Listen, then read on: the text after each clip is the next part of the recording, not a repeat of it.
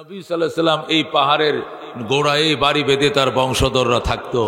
হযরতে আব্দুল মুত্তালিবের বাড়ি এই পাহাড়ের ঢালের মধ্যে ছিল, জমিদার বাড়ি ছিল। এই জমিদার বাড়ির মানুষই গোটা মক্কা নগরকে শাসন করত, সুবহানাল্লাহ। এবং এই বাইতুল্লাহর মুতাওয়াল্লি পর্যায়ক্রমে এই বাড়িওয়ালারাই ছিলেন। নবীজির দাদা আব্দুল মুত্তালিব ছিলেন, এর আগে বনি হাশেমরা ছিল, বনি আব্দে মান্নাফরা ছিল, কোরাইশরা ছিল, ওনারাই এই বাড়িতে মাতবরি করেছেন। সর্বশেষ নবীর দাদা, এরপরে নবীর চাচা, এরপরে নবীর অন্য চাচারা, পর্যায়ক্রমে এখনো পর্যন্ত কোরাইশ বংশওয়ালারাই মক্কায় নেতৃত্ব দেয়। যেরকম সুবহানাল্লাহ। সর্বপ্রথম পাহাড় জাবালে আবে কুবাইস। আরবরা আল্লাহর হাবিবের কাছে প্রশ্ন করল, নবী গো, আপনি যদি সত্যিকার আল্লাহর নবী হন তাহলে এই চাঁদটাকে দুই টুকরা করে দেখান, তাহলে আমরা বিশ্বাস করে নেব আপনি যে আল্লাহর নবী। সুবহানাল্লাহ। তখন আল্লাহর হাবিব বলেছিলেন, আল্লাহ, এরা যদি এইটা দেখাইতে না পারি তাহলে ঈমান আনবে না। ঈমান আনুক আর না আনুক, একটা প্রস্তাব তো তারা দিয়েছে, আমার ক্ষমতা নেই দুই টুকরা করা, আমি শুধু আঙ্গুল দিয়ে ইশারা দেব, তুমি হুকুম করিও চাঁদ যেন দুই টুকরা হয় এবং একটা টুকরা যেন তাদের বাড়ির সামনে জাবালে আবে কুবাইসের উপরে পতিত হয়। যেরকম সুবহানাল্লাহ। আল্লাহ নবী আঙ্গুল দিয়ে ইশারা দিলেন, চাঁদ, আমাকে যে মনিব বানাইছে তোকে সেই মনিবই বানিয়েছে, আমি যার গোলাম তুইও তার গোলাম, আমি রবের গোলাম বলছি, তুই আমার হাতের ইশারায় দুই টুকরা হয়ে যা। সাথে সাথে চারটা সমানে দুই টুকরা হয়ে অর্ধেকটা টুকরা সেই পাহাড়ের উপরে পতিত হয় আর অর্ধেকটা টুকরা সেই মিনার পরে জাবালে বনি কাইনুকায় পতিত হয়। যেরকম সুবহানাল্লাহ। এটা ঐতিহাসিক ওই পাহাড়। এই পাহাড়ের উপরে দাঁড়িয়েই হযরত ইব্রাহিম আলাইহিস সালাম তাম দুনিয়ার মানুষকে হজের জন্য দাওয়াত দিয়েছিলেন। যেরকম আল্লাহু আকবার। ইব্রাহিম আলাইহিস সালাম বাইতুল্লাহ নির্মাণ করেছিলেন, তিনি ছিলেন মিস্ত্রি, আর ওনার ছেলে হযরতে ইসমাইল ছিলেন জুগাইলিয়া।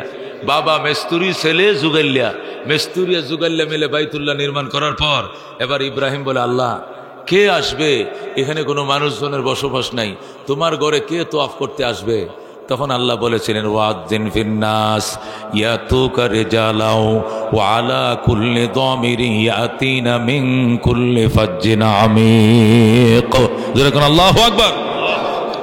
আল্লাহ বলেছেন, ওয়াজ্জিন ফিন্নাস, আমার বন্ধু, আমার খলিল ইব্রাহিম, মানুষদেরকে তুমি ঘোষণা শুনিয়ে দাও, তারা দূর দূরান্তের পথ থেকে এসে অতিক্রান্ত করে আমার ঘর তারা জিয়ারত করতে আসবে। তখন ইব্রাহিম আলাইহিস সালাম এই পাহাড়ের উপরে উঠে দাঁড়িয়ে বলেছিলেন, দুনিয়ার মানুষ কে কোথায় আছে শোনো, আল্লাহ আমারে দিয়ে তার ঘর বানাইছে, তোমাদেরকে দাওয়াত দিচ্ছি আল্লাহর পক্ষ থেকে, তোমরা আসো খোদার ঘর জিয়ারত করে যাও। সুবহানাল্লাহ। ইব্রাহিম আলাইহিস সালাম তখন সেই পাহাড়ের উপরে, সেই জাবালে আবে কুবাইসের উপরে দাঁড়িয়ে দুনিয়ার মানুষকে দাওয়াত দিয়েছিলেন। হাদিস শরীফের মধ্যে আছে, আল্লাহর হাবিব বলেন, ওই দিন আল্লাহ রাব্বুল আলামিনের দাওয়াত ইব্রাহিমের মুখ দিয়ে যখন ঘোষণা করা হয়েছিল, ইব্রাহিমের দাওয়াত শোনার পর যে সকল মানুষ ওই দিন তালবিয়া পড়েছিল, লব্বাইক আল্লাহুম্মা লব্বাইক, লব্বাইক লা শারীকা লাকা লব্বাইক, ইন্নাল হামদা ওয়ান নি'মাতা লাকা ওয়াল মুলক লা শারীকা লাক বলে যারা ওই দিন লব্বাইক বলেছিল, যারা একবার বলছে আল্লাহর ঘরে একবার যাবে, যারা বারবার বলছে বারবার যাবে, যারা 100 বার বলেছিল তারা 100 বার যাবে। ওই দিন যারা নীরব ছিল, তালবিয়া পড়ে নাই, কোটি টাকার মালিক হলেও তারা বাইতুল্লাহ যাইতে পারবে না। জোরে কোন নাউজুবিল্লাহ। হযরত ইব্রাহিম আলাইহিস সালামের দাওয়াত শুনে ওই দিন দুনিয়ার সমস্ত মানুষ তালবিয়া পড়ছিল। শুধু মানুষে পড়ে নাই, রূহের জগতে যত আত্মাগুলো ছিল ওই আত্মারাও বসে বসে তালবিয়া পাঠ করেছিলেন। সুবহানাল্লাহ। এটাকে বলা হয় জাবালে আবু কুবাইস। আল্লাহ রাব্বুল আলামিন জাবালে আবু কুবাইস বানাইলেন। এখন আর ভূমি নড়াচড়া করে না, এখন আর মাটি নড়াচড়া করে না। তখন আবার আল্লাহ সেখানে সর্বপ্রথম ফেরেশতা দিয়ে ঘর বানাইলেন, বাইতুল্লাহ বানাইলেন। বাইতুল্লাহ সর্বমোট 10 বার নির্মাণ করা হয়েছে। কয়বার? সর্বপ্রথম ফেরেশতা দিয়া ওখানে বাইতুল্লাহ বানাইলেন। এরপরে বাইতুল্লাহ বানানোর পর ফেরেশতারা তোয়াফ করে, ফেরেশতারা ডাক দেয়, আল্লাহ গো তোমার ঘর কারা তোয়াফ করবে? তামাম দুনিয়া তো পানিতে ডোবা। আল্লাহ বলেন আমি জাতি বানাবো, তারা এই জমিনে বসবাস করবে, আমার ঘর তোয়াফ করতে আসবে। ফেরেশতারা বললেন আল্লাহ মানুষ যে তোমার ঘর তোয়াফ করবে, বসবাস করবে কোথায়? তখন আমার আল্লাহ সেখান থেকে ভূমিকে প্রসারিত করেছিলেন, সম্প্রসারণ করেছিলেন। এই প্রসারিত সম্প্রসারণ করার কারণে পৃথিবীর 2 ভাগ এখনো জল থেকে যায়, আরেক ভাগ স্থলভূমিতে পরিণত হয়ে যায়। সুবহানাল্লাহ। আল্লাহ রাব্বুল আলামিন 2 ভাগ এখনো পানি রেখেছেন, আর 1 ভাগ এখন স্থলভূমি বানাইছেন। বিশাল বড় স্থলভূমি বানানোর পর আল্লাহ রাব্বুল আলামিন এই স্থলভূমিকে আবাদ করার জন্য, এখানে বসে আল্লাহর গুণকীর্তন গাওয়ার জন্য সর্বপ্রথম জিন জাতিকে বানাইছেন। কি জাতি? জিন জাতিরে বানাইছেন। আল্লাহ বলছেন জিনেরা তোমরা আমার গুণগান তসবিহ তাহলিল পড়বা, আমার গোলামি করবা, আমার ঘরে মাঝে মাঝে আসবা, এসে আমার ঘর তোয়াফ করবা। ফেরেশতাদের কাতারের সাথে তোমরাও কাতার বন্দী হয়ে আল্লাহর ঘর তোয়াফ করবা। সুবহানাল্লাহ। তোমরা নীরবে নিতরে থাকবা, বিশৃঙ্খলা করবা না, কাটাকাটি হানাহানি মানাবাড়ি করবা না। জিন পরীরা বলছে ঠিক আছে আল্লাহ আপনার গুণকীর্তন আপনার জমিনে আমরা গাইব, করব। এইভাবে জিনেদেরকে দিয়ে কোটি কোটি বছর আল্লাহ দুনিয়া তিনি পরিচালনা করেছেন। কিন্তু শেষ পর্যায়ে এসে জিনেরা এমন মার মুখী অবস্থানে পরিণত হয়েছে, এমন বিশৃঙ্খলা তৈরি করেছে, জমিন আল্লাহর কাছে ফরিয়াদ শুরু করে দিয়েছে, আল্লাহ এদের অত্যাচারে আমরা অতিষ্ঠ, আল্লাহ এদেরকে দমন করো, শান্ত জাতি বানাও। সুবহানাল্লাহ। আল্লাহর কাছে ডাইরেক্ট জমিন যখন ফরিয়াদ শুরু করে দিল, আমার আল্লাহ তখন ওই জিন জাতিকে দমন করার জন্য ফেরেশতা জাতি বানাইলেন। জোরে কোন আল্লাহু আকবার। ফেরেশতা দিয়ে আল্লাহ জমিন ভরে দিলেন, আর বললেন তোমরা জিনদেরকে ধরে ধরে মারো। জিনদেরকে আকাশে উঠায় হাত পা বেঁধে নিচে ছুঁড়ে মেরেছে, পাহাড়ের উপর থেকে নিচে মেরেছে, পানির মধ্যে আশ্রয়ে মেরেছে, মারতে মারতে সব জিন পরিদের ধ্বংস করে দিয়েছে। ফেরেশতা দিয়ে দুনিয়াকে ভরে দিয়েছে আমার আল্লাহ। সুবহানাল্লাহ। একটা ছিল শুধু জিনদের একটা বীজ ছিল আবুল জিন, সে ইবলিসে থেকে গিয়েছিল। ফেরেশতারা কয় সব তো মেরে ফেলেছি, একটা ছেলে অনেক ভদ্র, তারে রাইখা দেই, এটা ভদ্র। এরা ওই ফেরেশতাদের সাথে থেকে থেকে এত ইবাদত করত, ফেরেশতারা পর্যন্ত তার ইবাদতের সামনে হার মানত। আল্লাহ এত ভক্ত ছিল সে, ফেরেশতারা পর্যন্ত তাকে উস্তাদের মতো মানত। সে মুআল্লিমুল মালাইকা ছিল, ফেরেশতাদের লিডার হয়ে যায়। আল্লাহু আকবার। ফেরেশতাদেরকে সে লিডারশিপ দেয়। আল্লাহ রাব্বুল আলামিন ওই আরশে আজিম বহন করার জন্য কিছু ফেরেশতা রাখে, সেখানেও সে 40,000 বছর ডিউটি করছে। আল্লাহু আকবার। বন্ধুগণ, ফেরেশতাকে তালিম দেওয়ার জন্য 80 লক্ষ বছর পর্যন্ত সে টিচারি দায়িত্ব পালন করেছে। জান্নাতের মধ্যে সে গেটম্যান ছিল। আল্লাহু আকবার। এই কারণে জিনেরা তাকে মারে নাই, একজন শুধু রেখে দিয়েছে, আর সমস্ত জিন পরিদেরকে ধ্বংস করে দিয়েছে। আল্লাহ ফেরেশতা বানাইলেন। ফেরেশতারা এত খোদাভক্ত, এরা এত নম্র, এত ভদ্র। উত্তর দিকে তাকাইছে, এরা দক্ষিণের খবর রাখে না, দক্ষিণ দিকে তাকাইলে উত্তরের খবর রাখে না। সজদায় গেছে, সজদা থেকে আর মাথা উঠায় না। রুকুতে গেছে, রুকু থেকে আর সোজা হয় না। যাকে যে দায়িত্ব দেওয়া হয়, এই দায়িত্ব অনেস্ট হয়ে তারা আদায় করে। এত অনেস্ট, দুষ্টামি কি জিনিস এটা বুঝেই না, এদের প্রকৃতির ভিতরে আল্লাহ দেয় নাই। এই জন্য আল্লাহ রাব্বুল আলামিন বললেন এরা ছিল চূড়ান্ত দুষ্ট, এরা তো 1 নম্বরে একদম ভদ্র। আমি এমন এক জাতি বানাইতে চাই যে জাতির ভিতরে ফেরেশতাদের স্বভাবও থাকবে, জিনদের দুষ্টামিও থাকবে। আমি আল্লাহর ভয়ে, জাহান্নামের ভয়ে যারা জিনের দুষ্টামি ছেড়ে ফেরেশতাদের আল্লাহ শিষ্টতার গ্রহণ করবে, তাদের জন্য আমি জান্নাতের বরাদ্দ দিলাম। সুবহানাল্লাহ। তখন আমার আল্লাহ ইচ্ছে করলেন না, ফেরেশতারা একদম ভদ্র, আর এইটি হলো একদম অভদ্র। ভদ্র আর অভদ্র 2 চরিত্রের সমন্বয় আরেকটা জাতি বানাবো, সেই জাতির নাম হবে ইনসান। জোরে কোন আল্লাহু আকবার। এই ইনসান বানানোর জন্য আল্লাহ রাব্বুল আলামিন ফেরেশতাদের সাথে পরামর্শ চাইলেন। আল্লাহ বলেন, ইন্নী জাইলুন ফিল আরদে খলিফা, ফেরেশতারা রে, আমি জমিনের মধ্যে আমার প্রতিনিধি বানাইতে চাই। সুবহানাল্লাহ।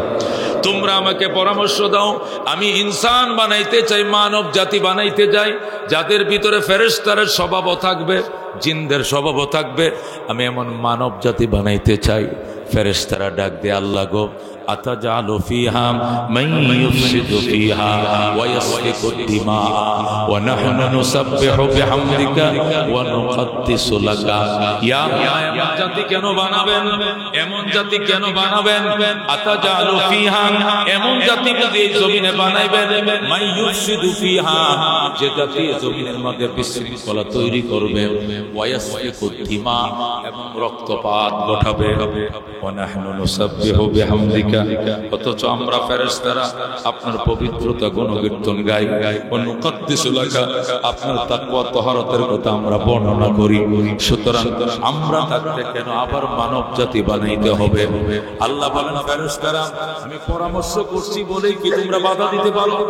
পরামর্শ চাইছি বলেই কি তোমরা বেটে দিতে পারো?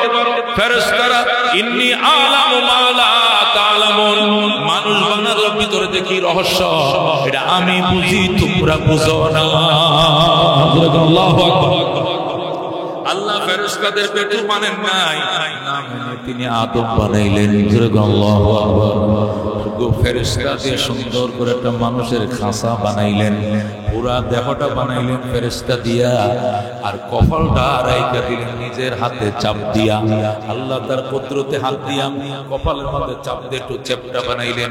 ফেরেশতারা বলেন, আল্লাহ গো, গোটা দেহটাই বানাইলাম আমরা, আঙ্গুল বানাইছি আমরা, নখ বানাইছি আমরা, চোখ বানাইছি আমরা, চুল বানাইছি আমরা, আমাদেরকে দিয়ে বানাইছেন, কিন্তু কপালের মধ্যে কুদরতে হাত লাগাইলেন কেন? আল্লাহ বলেন, এই কপালটা আমার কুদরতি পাউচারা, অন্য কোথাও পন্দা ঠেকাবে না, এই জন্য মহব্বত করে কপালটা আমার হাত দিয়ে বানাইছি। সুবহানাল্লাহ। আল্লাহ রাব্বুল আলামিন সুন্দর করে আদম বানাইলেন, এরপরে সে আদমকে দিলেন, যেই আদমকে দিলেন আব্দে উঠে গেল। যেরকম আল্লাহু আকবার। এই খাঁচাটা লাফ দিয়ে দাঁড়িয়ে গেল। দাঁড়ানোর পর এখন আদম কেমন যেন এটা শূন্যতা ভোগ করছে। আল্লাহ বলেন, কি গো আদম, তুমি কাকে খোঁজো? আমি আমার ঝুরি খুঁজি, আমার সাথী খুঁজি। তখন আমার আল্লাহ তার বাম পাঁজরের হাড় কেটে তার ঝুরি হজরতে হাওয়াকে বানাইলেন। সুবহানাল্লাহ। বন্ধুগণ, মুফাসসিরিন কেরাম বলেন, আল্লাহ আদমের জন্য যেরকম খাঁচা তৈরি করলেন মাটি দিয়া, সেখানে আত্মা ফুঁক দিয়া, আল ফেরেশতা দিয়ে আত্মা ফাটায় যদি তারে মানুষ বানাইতে পারেন, তাহলে মেয়ের মতো তো আর একটা খাঁচা বানায় হাওয়া বানাইতে পারতেন। কিন্তু কেন গো আদমের শরীরের বাম পাঁজরের হাড্ডি কেটে বানাইলেন? মুফাসসিরিন কেরাম প্রশ্ন করার পর সাহাবায়ে কেরামের পক্ষ থেকে তার উত্তর আসছে এইভাবে কিতাবে। আল্লাহ রাব্বুল আলামিন বুঝাইছেন, যিনি তোমার জীবন সঙ্গিনী হবে, যিনি তোমার অর্ধাঙ্গিনী হবে, যিনি তোমার স্ত্রী হবে, তোমার ওয়াইফ হবে, সে অন্য কেউ নয়, তিনি তোমার অর্ধাঙ্গিনী। তোমার দেহ কেটে আল্লাহ বানাইছে। তোমার সুখ তার সুখ, তোমার শান্তি তার শান্তি, তোমার বিশ্রাম তার বিশ্রাম, তোমার দেহের আদর তার দেহের আদর, তোমার কল্যাণ তার কল্যাণ। তুমি ছাড়া সে আলাদা নয়, সে ছাড়া তুমি আলাদা নয়। এটা যেন প্রত্যেকটা স্বামীরা দুনিয়াতে বুঝে। এই জন্য আলাদা খাঁচা দিয়া স্ত্রী না বানায়া নিজের অঙ্গ কাইটে আল্লাহ স্ত্রী বানাইছে। ঘোষণা দিয়েছে হাওয়া আদমের অর্ধাঙ্গিনী। সুবহানাল্লাহ। এই করে আল্লাহ রাব্বুল আলামিন বুঝাইলেন, ও দুনিয়ার মানুষরা, তোমার আদমের জন্য যেরকম জুরি রাখছি, দুনিয়ার প্রত্যেকটা পুরুষের জন্য জুরি রাখছি। আদমের জুরিটা যেরকম তার বাম পাঁজরে হাড্ডি কেটে বানাইছি, তুমি ধরে রাখো তোমার জুরিটাও তোমার হাড়ের অংশ। এই হিসাবে তোমার স্ত্রীর সুখ শান্তির ব্যাপারে, তার মান অভিমানের ব্যাপারে তোমাকে সাবধান সতর্ক থাকতে হবে। তোমার শরীরে অসুস্থ হলে যেরকম শুয়ে পড়ো, তোমার স্ত্রীর অসুস্থ হলে তারও বিশ্রামের প্রয়োজন আছে। তাকে বিশ্রাম করতে দিবা না, খানা পাকাও। স্কুলে ছেলে গেল না কেন, টাইম মতো পাকাইলে না কেন? আমার শরীরে জ্বর, তাই কি খানা না পাকাইলে হবে না?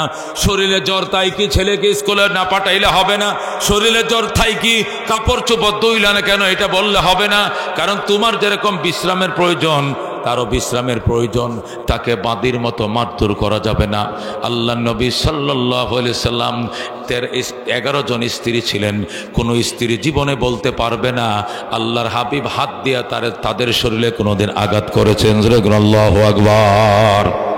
হযরতে আদম আলাইহিস সালাম হাওয়া আলাইহিস সালামকে আল্লাহ জান্নাতে বানাইলেন। তারা জান্নাতে অবস্থান করতেছেন, তারা জান্নাতে থাকে। আল্লাহ রাব্বুল আলামিন তাদেরকে জান্নাতে বললেন ফাকুলা মিনহা রাগাদান হাইসু শিতুমা ওয়ালা তাকরাবা হাযিহিশ শাজারাতা ফাতাকুনা মিনাজ জালিমিন। আল্লাহু আকবার।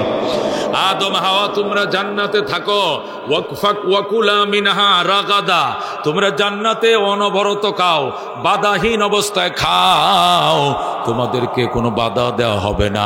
তবে ওয়ালা তাকরাবা হাযিহিশ শাজারাতা, ওই যে জান্নাতের কোণার মধ্যে একটা গাছ আছে, এই গাছ খাওয়া দূরের কথা, গাছের কিনারেও যাইও না। সুবহানাল্লাহ। ওয়াকুলা মিনহা রাগাদান, জান্নাত থেকে অনবরত খাও, কোনো বাধা নাই তোমাদের, যেখানে যাইবা সেখানে খাইবা, যেখান থেকে খুশি সেখান থেকে পেরে পেরে খাও। তবে ওই জান্নাতের কোণার মধ্যে একটা গাছ আছে, কেউ বলে জাম্বুরা গাছ, কেউ বলে আনার গাছ, কেউ বলে খেজুর গাছ, কেউ বলে গন্ধম মানে গমের গাছ, যে গাছে কেউ বলে জৈতুনের গাছ, যা হোক অনেক মতামত আছে। ওই গাছের কিনারেও যাইও না, খাওয়া তো দূরের কথা, কিনারেও যাইবা না। হযরত আদম হাওয়া গোটা জান্নাতের মধ্যে ঘুরে, আল্লাহু আকবার, কিন্তু কিনারেও যায় না। এই দিক দিয়ে আল্লাহ রাব্বুল আলামিন ইন্টারভিউ কল করলেন। আদম জান্নাতে ঘুরে খায়, সাথে হাওয়াও ঘুরে খায়, সুখের সংসার, কোনো দুঃখ বেদনা নাই। সুবহানাল্লাহ। আদম, আল্লাহু আকবার, জান্নাতে, হাওয়াও জান্নাতে, ফেরেশতারাও জান্নাতে। কে জান্নাতে? ইবলিশও জান্নাতে। ওই যে ভদ্রলোক মুআল্লিমুল মালায়েকা, সেও জান্নাতে।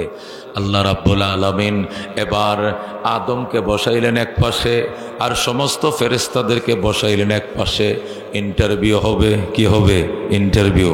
আল্লাহ বলেন ওয়া আল্লামা আদামাল আসমা কুল্লাহা, আমি আদমকে পৃথিবীর সব জিনিসের নাম শিখাইলাম, সমস্ত জিনিসের নাম আমি আদমকে শিখাইলাম। শিখানোর পরে সুম্মা আরাদাহুম আলাল মালাইকা, অতঃপর এই নামের তালিকা ফেরেশতাদের সামনে আমি উপস্থাপন করলাম। এই পাশে ফেরেশতারা, ওই পাশে আদম।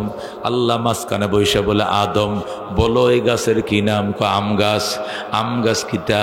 এটা এত বড় বড় হবে আম, এটা পাইকে যখন লাল হবে চামড়াটা ছিলে খাইবা, হাইরে রস, গাল ভরে যাবে রসে, বিচিটা লাগাইলে আবার এমন আম গাছ হবে, গাছের থেকে আপনি আবার ফল দিবেন। আল্লাহু আকবার। আদম গাছের নাম বলে দেয়, গাছের ফলের কোয়ালিটির কথা বলে দেয়, পৃথিবীর সব জিনিসের নাম তারা শিখাইছে, সব আদম বলে দেয়। ফেরেশতারা জিজ্ঞাসা করে তুমি বলো। ফেরেশতারা কেউ বলতে পারে না। ফেরেশতারা বল আল্লাহ আমরা জানি না, কিছুই বলতে পারি না। আল্লাহ ডাক দেখো ফেরেশতারা সকলে মিলে একা আদমের সাথে পারো নাই, তাহলে ওই আদমকে বানানোর টাইমে বেটু কেন দিয়েছিল বলো? যেরকম আল্লাহু আকবার। সবাই মিলেও পারো নাই এক আদমের সাথে। আদম গেইনার হয়েছে, আদম গোল্ডেন প্লাস পাইছে, আর তোমরা সব ফেল। তাহলে কেন ওই দিন বাধা দিয়েছিলা? কেন বলেছিলা আতাজালু ফিহা মান ইউফসিদু ফিহা ওয়া ইয়াসফিকুদ দিমাআ? কেন গো ফেরেশতা বানাইবেন, আদম বানাবেন, কেন আদম বানাবেন এই বলে কেন বেটু দিয়েছিলা? সমস্ত ফেরেশতারা উঠো, আদমের সামনে সিজদা করো, আদমের সামনে সিলিন্ডার করো। সুবহানাল্লাহ। আদম রে সমস্ত ফেরেশতা দিয়ে সিজদা করালেন। কাকে? আদমকে।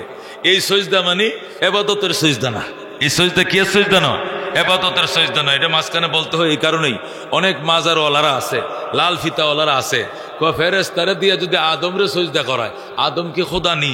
আদম তো খোদা না। তা আদমরে যদি সিজদা করা যায়, খাজা বাবারে সিজদা করলে সমস্যাটা কি?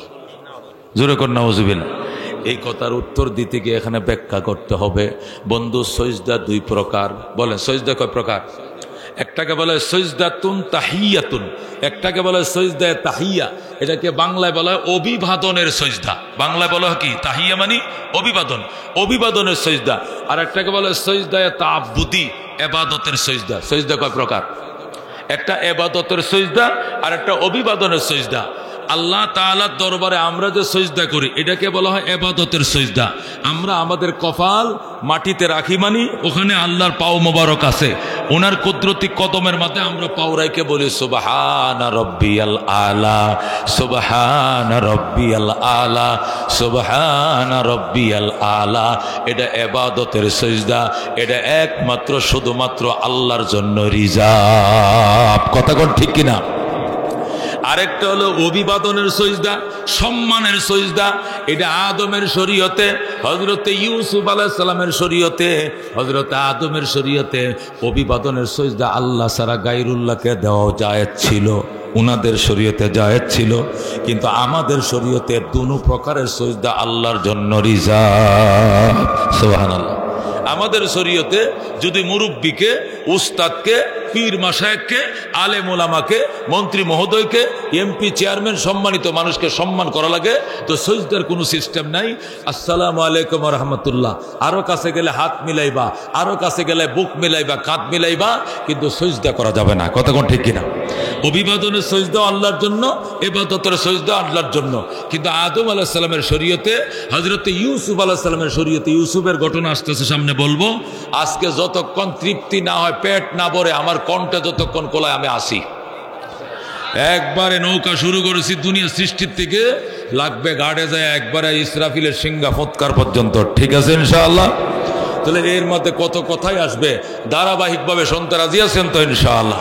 আল্লাহ কবুল করে জোরে কোনে আমিন। বন্ধুগণ, হযরতে আদম আলাইহিস সালামকে যে সজদা দিয়েছিল ফেরেশতা দিয়ে আল্লাহ রাব্বুল আলামিন, সজদার যে ব্যবস্থা করছিলেন, এটা সজদা তাহিয়া ছিল, অভিবাদনের সজদা। আদমের শরীয়তে আল্লাহ ছাড়াও অন্য কাহার জন্য অভিবাদনের সজদা বৈধ ছিল। যেরকম সুবহানাল্লাহ। আল্লাহ রাব্বুল আলামিন ফেরেশতাদেরকে বললেন, তোমরা সবাই কাকে সজদা করো? আদমকে সজদা করো। কাকে সজদা করো? এই হুকুমের ভিতরে, ফেরেশতাদের হুকুমের ভিতরে ইবলিশ আওতাভুক্ত ছিল, ইবলিশের ভিতরে ছিল। যেহেতু বলা হয়েছে তুমি কি করো? সজদা করো, ফেরেশতাদেরকে নির্দেশ দিছে, কিন্তু ফেরেশতাদের মাঝে উস্তাদ হিসাবে এখানে কি ছিল? ইবলিশ ছিল। তার উপরে একই হুকুম ছিল, তার উপরে ওয়াজিব ছিল কাকে সজদা করা? আদমকে সজদা করা। আল্লাহ বলেন ফাসাজাদাল মালাইকাতু কুল্লুহুম, সকল ফেরেশতারা আদমকে সজদা করলো, ইল্লা ইবলিস, কিন্তু ইবলিস সজদা করে না। আবা ওয়াস্তাকবারা, সে অস্বীকার করেছে, উদ্ধতা দেখিয়েছে, অহমিকা দেখিয়েছে। ফাকানা মিনাল, সে কি ছিল? ধ্বংসপ্রাপ্তদের অন্তর্ভুক্ত। যেরকম নাউজুবিল্লাহ। সমস্ত ফেরেশতারা সজদা করছে কাকে? আদমকে। অভিবাদনের সজদা। এই সজদার টাইমে কপালে মাথা লাগায় নাই, শুধু কোমরটা নুয়াইয়া আদমের সামনে বলছিল, সিলিন্ডার স্যার, সিলিন্ডার স্যার, আপনাকে বানানোর আগে রব আমাদের থেকে পরামর্শ নিয়েছিল, আমরা বাধা দিয়েছিলাম, কিন্তু এরপরও রব আপনাকে বানিয়েছেন। আজকে ইন্টারভিউতে সকলে মিলেও আপনার সাথে পারি নাই, সুতরাং আপনাকে বানানোর ক্ষেত্রে বেটো দেওয়াটা আমাদের ভুল ছিল, এই জন্য সরি, ক্ষমা করে দেন, সিলিন্ডার করলাম, এই বলে ফেরেশতারা মাথা নত করেছিল। যেরকম আল্লাহু আকবার। ওই মাথা নত করাটাকে সজদে তাহিয়া বলা হয়, ওইটা কপাল একবারে মাটিতে লাগায় নাই। যেরকম আল্লাহু আকবার। তাহলে কি জবাব হলো? যারা মাজারে সজদা করতে যায় তাদের জন্য আমরা বলবো আদম আলাইহিস সালামকে সজদাটা মাজারকে দিয়ে তুলনা করা যাবে না। কেন? আদম আলাইহিস সালামকে সজদা করার জন্য আল্লাহ নির্দেশ দিয়েছিলেন, আল্লাহর নির্দেশের কারণে ফেরেশতাদের জন্য ওয়াজিব হয়েছিল আদমকে সজদা করা, আর মাজারে সজদা করার জন্য আল্লাহ নিষেধ করেছেন, নিষেধের কারণে মাজারে সজদা করাকে হারাম ঘোষণা করা হয়েছে। কতক্ষণ ঠিক কিনা? সেখানে ছিল নির্দেশ পালন করা ফেরেশতাদের জন্য ওয়াজিব, আর এখানে নির্দেশ হলো আল্লাহ ছাড়া অন্য কাহারও সজদা করা যাবে না। এখানে সজদা না করাটাই আল্লাহ ছাড়া অন্য কাহার জন্য এইটা মানাটাই ওয়াজিব। সুতরাং এখানে গায়রুল্লাহকে সজদা করা যাবে না। কতক্ষণ ঠিক কিনা? হযরতে আদম আলাইহিস সালামকে সকল ফেরেশতারা সজদা করল, কিন্তু ইল্লা ইবলিস, ইবলিস সজদা করে নাই। আল্লাহ বলেন মা মানাকা আন তাসজুদা, ইবলিস তোকে কে নিষেধ করলো তুই আদমকে সজদা করলে না? ইবলিস কয় আনা খায়রুম মিনহু, আমি সব কোরআন থেকে বলতেছি, আনা খায়রুম মিনহু, আমি আদম থেকে অনেক ভালো। কয় কেমনে? কয় খালাকতানি মিন নার ওয়া খালাকতাহু মিন তিন, আমাকে বানাইছেন আগুন দিয়া আর আদম বানাইছেন মাটি দিয়া। মাটি উপরের দিকে চাললেও নিচে যায়, আর আগুন নিচে চাললে উপরের দিকে যায়। সুতরাং উপরওয়ালা কোনোদিন নিচওয়ালাকে সজদা করবে না। নাউজুবিল্লাহ। যেই মাত্র ইবলিস যুক্তি দিল, সব জায়গায় বাজান যুক্তিতে মুক্তি নাই, ভক্তিতে মুক্তি। কথা কোন ঠিক কিনা? যুক্তিতে কি নাই? মুক্তি নাই, ভক্তিতে মুক্তি। ভক্তিতে কি? মুক্তি। আল্লাহ যেভাবে বলবেন ওইভাবে ভক্তি করতে হবে, ভক্তিতে মুক্তি, যুক্তিতে মুক্তি নাই। কিন্তু সে যুক্তি দিল আগুন উপরের দিকে যায়, মাটি নিচের দিকে যায়, সুতরাং নিচওয়ালাকে উপরওয়ালা সজদা করার তো কোনো যুক্তি আমি দেখছি না, এই জন্য সে সজদা করে নাই। আল্লাহ কয় ফামা ইয়াকুনু লাকা আন তাতাকাব্বারা ফিহা ফাহাবিত ইন্নাকা মিনাস সাগিরিন। আল্লাহ বলেন ইবলিস ফামা ইয়াকুনু লাকা আন তাতাকাব্বারা ফিহা, সূরা আরাফ। আল্লাহ বলেন তোর অধিকার নাই আমার হুকুমের সামনে তুমি দলিল দিবাম, যুক্তি দেখাইবাম, অহংকার করবাম, অধিকার তোমার নাই। ফাহাবিত মিনহা, জান্নাত থেকে তুমি বেরিয়ে যাও। ইন্নাকা মিনাস সাগিরিন, তুমি লাঞ্ছিত বঞ্চিতদের অন্তর্ভুক্ত হয়ে গেলা। সাথে সাথে ইবলিসকে ঘাড় ধরে জান্নাত থেকে বের করে দেওয়া হয়। সুবহানাল্লাহ। আল্লাহ বলেন ফাহাবিত মিনহা, জান্নাত থেকে বেরিয়ে যাও। সাথে সাথে ইবলিসকে জান্নাতের গেটটা খুলে বের করে দেওয়া হলো। ফেরেশতারা জান্নাত তালা মারছে। এখন ইবলিস বাহিরে। ইবলিস কোথায়? বাহিরে। আদম আর হাওয়া কোথায়? ভিতরে। কথা কোন ঠিক কিনা?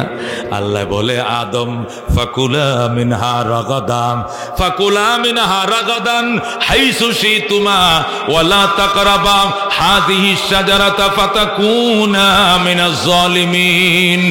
আদম হাওয়া তোমাদের কোনো শত্রু নাই, তোমাদেরকে ধোঁকা দেওয়ার মতো কেউ নাই। যেটা শয়তান চিরডেকে বের করে দিয়েছি, অনবরত খাও আর গোটা জান্নাতে বিচরণ করো, তবে ওই নিষিদ্ধ গাছের কিনারেও যাইও না। একটা গাছের ব্যাপারে সতর্ক থাকবা, ওই যে গাছটা কোনায়, এর কাছে না যে গোটা জান্নাতের যেখান থেকে খুশি সেখান থেকে খাও। আদমের সুখের সংসার, সুখের ফ্যামিলি, স্বামী আর স্ত্রী, কোনো বাচ্চা টাচ্চাও তাদের নাই, জান্নাতে ঘুরে আর খায়। ওই ইবলিস জান্নাতের বাহিরে যাইয়া জানালার কিনারে আইসে আদম রে ডাকে, ও ভাই সাহেব একটু এদিকে আয়েন। জানালার কিনারে ডাকে। কে রে? কে ডাকে? ইবলিস তো বাহিরে, আদম ভিতরে। জানালা দিয়ে ডাকে, একটু আসেন। কেমন চলছে দিনকাল? খুব ভালো। খাওয়া দাওয়া অনবরত খাচ্ছি, কোনো বাধা নাই, দ্বিধাহীন খাচ্ছি। কোনো বাধা আছে? কোনো বাধা নাই, শুধু একটা গাছের কিনারে যাইতে বাধা দেওয়া হয়েছে, আর বাকি যেখান থেকে খুশি সেখান থেকে খেতে বলা হয়েছে। আদম কয় এটা কেন? একটা গাছের কিনারে যাইতে বাধা দেওয়া হলো কেন? বলা হয়েছে যদি এটা খাই আমাকে দুনিয়াতে এখান থেকে বের করে দেওয়া হবে, এই জন্য আমি যাতে চিরদিন থাকতে পারি, এই জন্য ওই গাছের কিনারে যেতে বলা হয়েছে। এবার ইবলিস কয় তোমার উল্টা বোঝানো হয়েছে, তোমার উল্টা বোঝানো হয়েছে। তুমি খাইলেই থাকতে পারবা, না খাইলেই তোমাকে দেওয়া হবে। নাউজুবিল্লাহ। এই যে উল্টা বুদ্ধি শুরু হয়েছে। তোমাকে যে মালিক কি বলছে, কয় খাইলে বের করে দেওয়া হবে, উল্টা না খাইলে বের করা হবে। বেটা তুই খা, কিচ্ছা খা, অন্যটি খাইস না, এটা খা। আদম কয় আল্লাহ না করছে, তুই এত বড় কে? তুই আবার এত বড় লোকটাকে তুই আমারে খাইতে কর, সর এখান থেকে। আদম দিছে দমক। আদম কয় ভাই দমক দিতে পারেন, তবে নিজে মাহরুম হয়েছে, আপনারা মাহরুম করতে চাই না। আমি বের হয়েছি, আপনারা বের করতে চাই না। আমি চাই আপনি চিরদিন জান্নাতে থেকে আরামে খান, কিন্তু আপনারা তো আল্লাহ বের করে দিবে। যদি খায়া ফালান তাহলে আর বের করতে পারবে না। আদম কয় তাহলে তাই বুড়ির সাথে একটু পরামর্শ করে দেখি। আদম গেছে হাওয়ার কাছে। এখন গো কি? এখন যে লোকটা বের হয়ে গেছে উনি বলতেছে ওই গাছের ফল না খাইলে নাকি বের করে দেওয়া হবে, এখন কি খামু? খাইলে কি থাকা যাবে? উনি তো বলতেছে থাকা যাবে। কয় লন খায়ালাই, এই লন খায়া ফালাই, এই কথা বলছে কে? হাওয়া। নরম মহিলাদের মন কি নরম, এরাই কিন্তু কুবুদ্ধি দিয়ে কি করে স্বামীরে দিয়ে পাপ করায়। কথা কোন ঠিকই না? আমগো ফুলাডা হেগোর বাসায় গেছিল ক্রিকেট খেলা দেখার জন্য, ঘাট ধরে বাইর করে দিছে। হেগো টিভিটা দেখতে দিল না। দুনিয়ার বাচ্চা লাভ নাই, ধরেন আমার গলার হার খুললে দিলাম, এটা বিক্রি করে হলো একটা 36 ইঞ্চি কিনেন, কাল থেকে আমার ঘরে টিভি থাকবে। এমন ডায়লগ মারছে, জামাই কয় না তোমার গলারটি খোলা লাগতো না, দর কইলে আমি 50,000 টাকা নিন কিনবো, আশা কারিতাস নাহলে গ্রামীণ ব্যাংক থেকে লোন উঠাবো, তবু আমি 36 ইঞ্চিটা কিনতাছি, তুমি যে ডায়লগটা মারলা গলার হাড্ডা খুলে দিবা। আরে আমার বউয়ের কত মহব্বত সন্তানের প্রতি, হ্যাঁ, এক ডাইলেকে সখীপুর থেকে বিকালে টিভি নিয়ে আয়া বসছে, দেখছেন নি খারবার। হ্যাঁ, স্বামী স্ত্রী গেছে কবর জিয়ারতে, মাজার জিয়ারতে গেছিল, জিয়ারতের নিয়তে, মহিলার মন নরম তো এ সজদায় পড়ে গেছে, সজদায় পড়ে আহো তুমিও সজদা দেও, এখানে দিলে পাওয়া যাইব, এ বুড়িটারও সজদা দেওয়া হয়েছে, বুড়ি কতক্ষণ ঠিক কিনা, এদের মন নরম, এরা পাপের দিকে আকৃষ্ট করে ফেলায় তাড়াতাড়ি, কতক্ষণ ঠিক কিনা। এই জন্য মুসলমান খবরদার, আল্লাহ নবী গুরুস্থানে মহিলাদেরকে নিতেই নিষেধ করছে। এরা মন নরম, এরা যায় বাবার কবরে যায় সজদা শুরু করবে, কান্নাকাটি করা শুরু করে দিবে। মদিনা শরীফ দূরের থেকে কি করে সালাম দেয়, রওজার ভিতরে ঢুকা তো নিষেধেই, এই জান্নাতুল বকিতে ঢুকা নিষেধ, দূরের থেকে এমন করে হিন্দুরের মতো ফোন নাম করতে থাকে। আর কালি সৌদি পুলিশ কয় শিরিক শিরিক শিরিক, এমন করিস না এমন করিস না, মনে মনে সালাম দেয় এমনি দাঁড়ায় থাক, যেরকম আল্লাহু আকবার। ও বন্ধু, হযরতে হাওয়ার পরামর্শে আদম কি করলো, শেষ পর্যন্ত গন্ধম গাছ খেয়ে ফেললো। খাইতে দেরি, সাথে সাথে নিজের গায়ের পোশাকগুলো খসে পড়তে দেরি হয় নাই, বাস সাথে সাথে জান্নাতের পোশাকগুলো খুলে পড়ে গেল। সাথে সাথে হযরতে আদম গাছের পাতা 3টে দিয়ে লজ্জাস্থান ডাকলেন, আর হযরতে হাওয়া গাছের পাতা 5টা দিয়ে লজ্জাস্থান ডাকলেন। ডাকার সাথে সাথে ওনাদেরকে পাঠিয়ে দেওয়া হলো। আদম আসলেন পৃথিবীর দক্ষিণ পূর্ব এশিয়ার শ্রীলঙ্কার শরণদ্বীপ এলাকায়, তাকে ফেলানো হলো। আর হযরতে হাওয়াকে সৌদি আরবের জেদ্দা নগরীতে তাকে ফেলানো হলো। জেদ্দাতুন মানে দাদি, যেহেতু হযরতে হাওয়া এখানে প্রথম অবতরণ করেছিলেন আমাদের দাদিমা, এই জন্য ওনার অবতরণের কারণেই জেদ্দাকে দাদি নামকরণ করা হয়েছে চিরদিনের জন্য, যেরকম সুবহানাল্লাহ। আর হযরত আদমকে পাঠাইছেন শরণ দ্বীপে, যেটা শ্রীলঙ্কার অন্তর্গত একটা দ্বীপ, সেখানে ফেলেছিলেন। দুইজন একজনকে খুঁজতে খুঁজতে খুঁজতে 3500 বছর পরে যায়, মতান্তরে 2200 বছর পরে যায় তারা আরাফার ময়দানে দুইজন একজনের সাথে আরেকজনের দেখা। আরাফা শব্দের অর্থ হইল পরিচয় লাভ করা। আদম আর হাওয়া স্বামী স্ত্রীর পরিচয় হয়েছে 3500 বছর পরে আরাফার ময়দান। এই জন্য এই ময়দানটাকে চিরদিনের জন্য আরাফার ময়দানে নামকরণ করা হয়েছে, যেরকম সুবহানাল্লাহ। বন্ধুগণ, হযরত আদম হযরত হাওয়া দুনিয়াতে আসলেন, একত্রিত হলেন। আল্লাহ তাদেরকে বললেন তোমরা সংসার করো, তোমাদের ঘর থেকে বাচ্চা হবে। আদম এবং হাওয়ার আল্লাহ সংসার শুরু হয়ে গেল, সন্তান হতে শুরু করলো। এতটুকু রাখেন, আবার পিছনে যাই, পিছনে আবার যেতে হবে। ইবলিশের কথায় আদম গন্ধম খাইলেন, আল্লাহর কথায় বারণ করলেন না। এখানে তো প্রশ্ন থেকেই যায়, কতক্ষণ ঠিক কিনা। একজন আল্লাহর পয়গম্বর, উনি ইবলিশে বুদ্ধি দিলে খেতে হবে।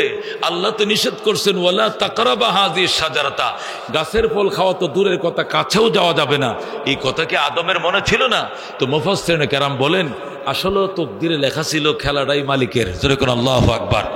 হযরত বুখারী শরীফের হাদিস আপনাদেরকে বলি, বুখারী, মুসলিম শরীফ, সিয়াসিত্তার সব কিতাবে হাদিসটা আছে, বিশুদ্ধ হাদিস, সহিহ হাদিস।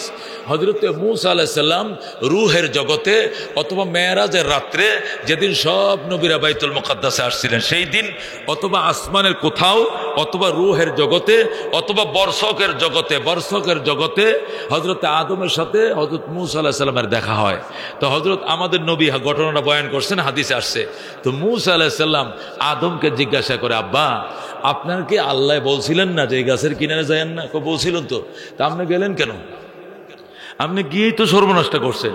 এরপরে দুনিয়াতে আইছেন, আহার পরে আমরা ওইছি, এখন আলসুয়া খাওয়ান লাগে, দোকানদারি করা লাগে, বিদেশ যাওয়া লাগে, রাজনীতি কাটাকাটি মারামারি, কিচ্ছু লাগতো না, জান্নাতে বসে বসে খাইতাম। এই সর্বনাশের গুঁড়ো হইলেন আমনে, সব যা করছেন আপনি। আপনাকে কি আল্লাহ বলে না এগুলো খায়েন না? আপনি খাইছেন কেন বলেন? হযরত আদম আলাইহিস সালাম চুপ হয়ে গেলেন। আদম বলেন, বাবা আমার সন্তান হইতে পারো, কিন্তু তুমি তো উলুল আজম পয়গম্বর, আল্লাহ তোমাকে তাওরাত দিয়েছেন, তুমি একজন জাতীয় মাপের একজন পয়গম্বর, তোমার মতো নবী এরকম একটা প্রশ্ন করতে পারে? ও করবো না, আপনি তো আমাকে বিপদে ফেলছেন, আপনাকে নিষেধ করা হয়েছে গাছের ফল খায়েন না, খাইলেন কেন? আদম আলাইহিস সালাম কয়, শোনো, তকদির বিশ্বাস করনি? মূসা কয়, বিশ্বাস তো করি। তকদির বিশ্বাস করে এটা ঈমানের অঙ্গ। আমি তকদির বিশ্বাস করি। মূসা বলেন, তকদির তো বিশ্বাস করি। তকদির যদি বিশ্বাস করো তাহলে শোনো, আমার সৃষ্টি করার 50,000 বছর আগে আমার কপালে আল্লাহ লেখা রাখছে এই গাছের ফল আমি খাবো, দুনিয়াতে যাব, আমার বংশ থেকে তোমরা আসবা, দুনিয়াতে নবী হইবা, যেরকম সুবহানাল্লাহ। ফাহাজ্জা আদম মূসা, বুখারী শরীফের হাদিসের ভাষা হলো এরকম, ফাহাজ্জা আদম মূসা। এই বিতর্ক অনুষ্ঠানে বিজয় লাভ করেছেন আদম মূসার উপরে। মূসা চুপ হয়ে গেছেন, আদম সেখানে বিজয় লাভ করেছেন। যেরকম সুবহানাল্লাহ। তাহলে গোটা ব্যাপারটা তাহলে সাজানো রবের পক্ষ থেকেই।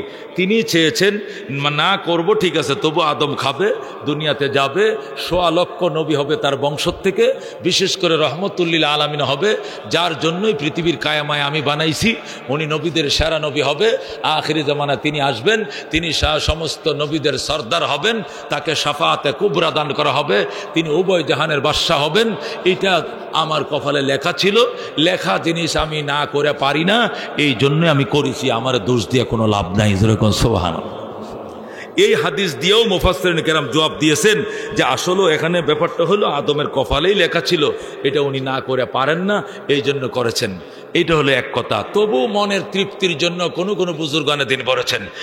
আমরা তফসিরে জালালাইন শরীফ আমি পড়াই, জালালাইনের হাসিয়ার মধ্যে লেখা আছে, এক আল্লাহর এক বড় বুজুর্গ তিনি লিখেছেন, আল্লাহ রাব্বুল আলামিন হযরতে আদম যদি গন্দম না খেতেন দুনিয়াতেও আসতেন না, শেষ নবী দুনিয়াতে সৃষ্টি হইতো না। আল্লাহ রাব্বুল আলামিন যদিও নিষেধ করেছেন, কিন্তু হয়তোবা আদমকে এইভাবে অবহিত করা হয়েছিল, যদি খাও তাহলে তুমি দুনিয়াতে যাইবা, দুনিয়াতে গেলে তোমার বংশ থেকে ১৬ লক্ষ নবী হবে, বিশেষ করে নবীদের নবী রহমতুল্লিল আলামিন দুনিয়াতে আসবে। ওই আশায় হয়তো আদম কি করেছেন, গাছের সেই ফলগুলো খেয়ে ফেলেছেন। আব্বাজান তো শুধু ফল খাইছেন, আর আমার যদি নিষেধ করা হইতো ফলও খাইতাম, ডালও খাইতাম, ফাতাও খাইতাম, গাছের গোড়া সদ্যা খাইয়া লাইতাম। যেরকম সুবহানাল্লাহ। ওই আল্লাহ বলছেন, উনি তো কম খাইছেন, আমি হলে শুধু ফল খাইয়ে বসে থাকতাম না, ফাতাও খাইতাম, ডালাও খাইতাম, গাছের গোড়া সদ্যা সাবায় সব খাইয়ে ফেলতাম। যেরকম আল্লাহু আকবার। যা হোক, হযরতে আদম আলাইহিস সালাম এই কারণে দুনিয়াতে আসলেন। আসার পরে আদম আলাইহিস সালামকে আল্লাহ ২০ জোড়া সন্তান দিলেন। কয় জোড়া? প্রতিবার আদম হাওয়ার মিলনে 2টা করে সন্তান হয়, একটা ছেলে একটা মেয়ে যমজ, একটা ছেলে একটা মেয়ে কি যমজ। এইভাবে ২০ জোড়া সন্তান হয়, 40টা সন্তান হয়। সন্তানগুলো যখন বড় হতে শুরু করেছে, তাদের বিয়ের বয়স হয়েছে, আদম আলাইহিস সালাম আগের জোড়ার ছেলের সাথে পরের জোড়ার মেয়ের সাথে বিয়ের ব্যবস্থা করে দিলেন। সুবহানাল্লাহ। তোমরা একই সাথে যে ভাই বোন জন্ম নিয়েছো, তোমরা সহোদর, তোমাদের একজন আরেকজনকে বিয়ে করা হারাম, কিন্তু আগের জোড়ার ভাইয়ের সাথে পরের জোড়ার বোনের সাথে, আগের জোড়ার বোনের সাথে পরের জোড়ার ভাইয়ের সাথে বিয়ে কি আছে, বৈধ আছে। আদম আলাইহিস সালাম এইভাবে ২০ জোড়া ছেলের বিয়ে শাদীর ব্যবস্থা করলেন। সর্বশেষ আরেকটা ছেলে হয়। ২১তম সন্তান আদমের, শুধু একটা ছেলে হয়, সাথে কোনো কি নাই, মেয়ে নাই। ওই ছেলের নাম হযরতে শীস আলাইহিস সালাম। যেরকম সুবহানাল্লাহ। উনি আদমের ছেলে, উনি ২১তম সন্তান। আগে ২০ বার তো ২টা করে 40টা হয়েছে, লাস্টে হয়েছে একটা। আগের ২০ ভাই বোন বিয়ে হয়ে গেছে, এখন এখানে তো ছেলে মেয়ে নাই, বিয়ে কেমনে হবে? হযরতে শীস আলাইহিস সালাম তার বাবার কাছে এসে বলে, আব্বা, আমাদের আগের ভাই বোনরা তো তারা পরস্পরে বিয়ে সাথে হয়েছে, আমার তো সাথে কোনো জুরিও নেই, এই জন্য আমার তোর বিয়ের ব্যবস্থা, বিয়ে কি আমার হবে না? আদম বললেন, তোমার সঙ্গে বিয়ে হবে জান্নাতের হুরের। যেরকম সুবহানাল্লাহ। জান্নাতের হুর জমিনে কেমনে আসবে? এরা তো জমিনে আসতে বললো, আসবে না। আদম বলেন, আমি আসার ব্যবস্থা করতেছি, যদি আইসা যায় যাইতে দিব না। সুবহানাল্লাহ। কেমনে? কয়টা ব্যবস্থা আমি করতেছি। আদম আলাইহিস সালাম হজ করলেন, হজে যায় আল্লাহ দরবারে দোয়া করলেন, আল্লাহ গো, তোমার ঘরের গিলাপ ধরে কান দিয়ে আমার হুত আগে দিছো তুমি 10টা 20টা 40টা, এদের তো বিয়ে শাদী হয়েছে, শীষরে তুমি দিছো একা, এর তো কোনো জুরি নাই, বিয়ে তো করানোর দরকার, যেহেতু বালেগ হয়েছে, সাবালেগ হয়েছে, যৌবন আছে। আল্লাহ, তুমি অনেক দিন আগে জান্নাত থেকে আসছি, কত ফলমূল নিজে ছিঁড়ে ছিঁড়ে বাগান থেকে খেয়েছি, সেই ফলের কথা এখনো জিব্বায় লাইগে রয়েছে। তুমি যদি জান্নাতের একটা হুর দিয়ে কিছু ফলমূল আমার দিয়ে পাঠাইতা, মাতৃভূমির ফল খাইতাম আর মাতৃভূমির কথা আফসোস করতাম। সাথে সাথে আল্লাহ এক হুর দিয়া ঝুরি ভরে, টুপরি ভরে জান্নাত থেকে নিজের হাতে পেরে ফল নিয়ে আদমের সামনে হাজির হয়ে যায়। যেরকম সুবহানাল্লাহ। আদম আলাইহিস সালামের কাছে এসে বলে, ওগো আল্লাহর নবী আদম, আপনার জন্য আল্লাহ আমার মাধ্যমে জান্নাতের ফল পাঠিয়েছেন। হযরত আদম আলাইহিস সালাম বলেন, মা তুমি তো যেভাবে সেজে পেরে আসছো একবারে নতুন দুলাইনের মতো লাগে, নতুন বধূর মতো লাগে। আমার ছেলে শীষও রেডি, তুমিও রেডি, শীষের সাথে তোমার বিয়ে হবে, তোমাকে জান্নাতে এখন আর যাওয়া যাবে না। জোরে কোন আল্লাহু আকবার। হযরত আদম আলাইহিস সালাম আল্লাহর সাথে কন্ট্যাক্ট করে এই হুরের সাথে শীষের বিয়ের ব্যবস্থা করলেন। জোরে কোন আল্লাহু আকবার। এবার আল্লাহ রাব্বুল আলামিন বললেন, আদম এবার ইন্নী জাইলুন ফিল আরদি খলিফা, আমি তোমাকে আমার জমিনে আমার প্রতিনিধি হিসেবে পাঠিয়েছি। তুমি যে দেশ থেকে এসেছিলা সেই দেশের কথা মনে আসেনি? আছে। তুমি যে দেশ থেকে 3 কাপড় পরে এসেছো, তোমাকে এই দুনিয়ার থেকে মানুষ আবার 3 কাপড় পরায় পাঠায় দিবে। তুমি কিন্তু আবার সেই দেশে যাইবা। তোমার স্ত্রী যে 5 কাপড় পরে এসেছিল এই দেশে, এখান থেকে হায়াত পুরানোর পরে কিন্তু আবার 5 কাপড় পরা দিবে, আবার কিন্তু মাতৃভূমিতে যেতে হবে। তোমার সন্তানরা দুনিয়ার মোহে পড়ে, দুনিয়ার আমোদ প্রমোদে পড়ে যেন ওই দেশের কথা বলে না যায়। এই জন্য তুমি সবাই আমার পরিচয় করায় দাও তোমার সন্তানদেরকে, এবং জান্নাতের কথা স্মরণ করায় দাও। তোমাকে আমি প্রথম নবুয়ত দান করলাম। জোরে কোন সুবহানাল্লাহ। এই আদম নবী হয়ে গেলেন। এবার দাওয়াত শুরু করলেন, লা ইলাহা ইল্লাল্লাহ আদমু সফিউল্লাহ ইয়া আইয়ুহান নাস, হে আমার সন্তানেরা, কুলু লা ইলাহা ইল্লাল্লাহ, সবাই বলো এক আল্লাহ ছাড়া কোনো মাবুদ নাই। আর আদম হলেন আল্লাহর পয়গম্বর, আল্লাহ বাছাইকৃত নবী। সুবহানাল্লাহ। দাওয়াত শুরু হয়ে গেছে। হযরত আদম আলাইহিস সালাম তার নাতি ফতি দুনিয়া ভরে যাচ্ছে। আদম আলাইহিস সালাম তার প্রজন্মদেরকে দাওয়াত দিচ্ছেন, শোনো আমার প্রজন্মরা, আমি তোমার মা সহ আমরা জান্নাতে ছিলাম, কোনো কারণে আমরা দুনিয়াতে এসেছি, আমরা আবার জান্নাতে চলে যাইব, দুনিয়ার মোহে পরে জান্নাতের কথা ভুলে যেও না। আদম দাওয়াত দিতে শুরু করলেন, মানুষ এক আল্লাহর ইবাদত শুরু করে দিল, কালিমা পড়তে শুরু করলো, আল্লাহর উপর ঈমান আনলাম। এইভাবে আদম যখন বুড়ো হয়ে গেলেন, আদম দোয়া করলেন, আল্লাহ আমি তো বৃদ্ধ হয়ে গেছি, আমার বয়স একদম বয়োবদ্ধ আমি হয়ে গেছি, আমি মারা গেলে তাওহীদের দাওয়াত দেওয়ার কেউ থাকবে না, আমার শীষকে তুমি নবুয়ত দান করো। আদমের ছেলে শীষ 2 নম্বর নবী হয়ে গেলেন। জোরে আল্লাহু আকবার। হযরত শীষ আলাইহিস সালাম দাওয়াত চালাইলেন, চালাইতে 50টা কিতাব পড়ে তাদেরকে শিখাইলেন, লা ইলাহা ইল্লাল্লাহ, শীষ নবিউল্লাহ, আল্লাহ ছাড়া কোনো মাবুদ নাই। শীষ আলাইহিস সালাম আল্লাহর পয়গম্বর। দাওয়াত চলতে থাকলো। শীষ আলাইহিস সালাম বুড়ো হয়ে গেলেন। আল্লাহর দরবারে দোয়া করলেন, আল্লাহ আমার বংশের মধ্যে নবী পাঠাও, নতুবা মানুষ তোমার পূজা ভুলে যাবে, মানুষ মূর্তি পূজা শুরু করবে। এরপরে শীষের বংশ থেকে আল্লাহ নূহকে নবী বানাইলেন। আল্লাহু আকবার। হযরত শীষ আলাইহিস সালামের ছেলে অথবা শীষ আলাইহিস সালামের নাতি ছিলেন হযরতে নূহ আলাইহিস সালাম, তিনি নবী হলেন। তিনি নবী হওয়ার পর 950 বছর পর্যন্ত দাওয়াত দিলেন, কিন্তু জাতি বিদ্রোহ ঘোষণা করলো, বেশি লোক ঈমান আনে নাই। হযরতে নূহ আলাইহিস সালামের সাথে তারা খারাপ আচরণ করলো, পয়গম্বরের সাথে বেয়াদবি করলো। পয়গম্বর বদদুয়া করলেন, আকাশচুম্বী বন্যা হলো, প্রলয়ঙ্কারী ভূমিকম্প হলো, ঘূর্ণিঝড় হলো, জলোচ্ছ্বাস হলো, সব লোক মারা যায়। মাত্র 82 জন সদস্য নিয়ে হযরতে নূহ আলাইহিস সালাম নৌকায় উঠেছিলেন। আল্লাহু আকবার। 300 গজ লম্বা নৌকা। কয়শো গজ? 300 গজ লম্বা নৌকা, 50 গজ প্রস্থ নৌকা, 3 তলা বিশিষ্ট নৌকা। নিচের তলায় উঠছে পশু, মাঝখানের তলায় মানুষ, উপরের তলায় পাখি। এদেরকে নিয়ে 6 মাস পর্যন্ত নৌকা। আল্লাহু আকবার। পানির উপরে ভাসছে। একদম ওর মুহররমের 10 তারিখ আইসে নৌকা তুরস্কের জুদি পর্বতের মধ্যে লাগছে। জোরে বলুন আল্লাহু আকবার। হযরত নূহ আলাইহিস সালাম মারা গেলেন। তার 3 সন্তান ছিল, হাম, সাম, ইয়াফেজ। বলেন আল্লাহু আকবার। নূহের 3 জন সন্তান ছিল, হাম, সাম, ইয়াফেজ।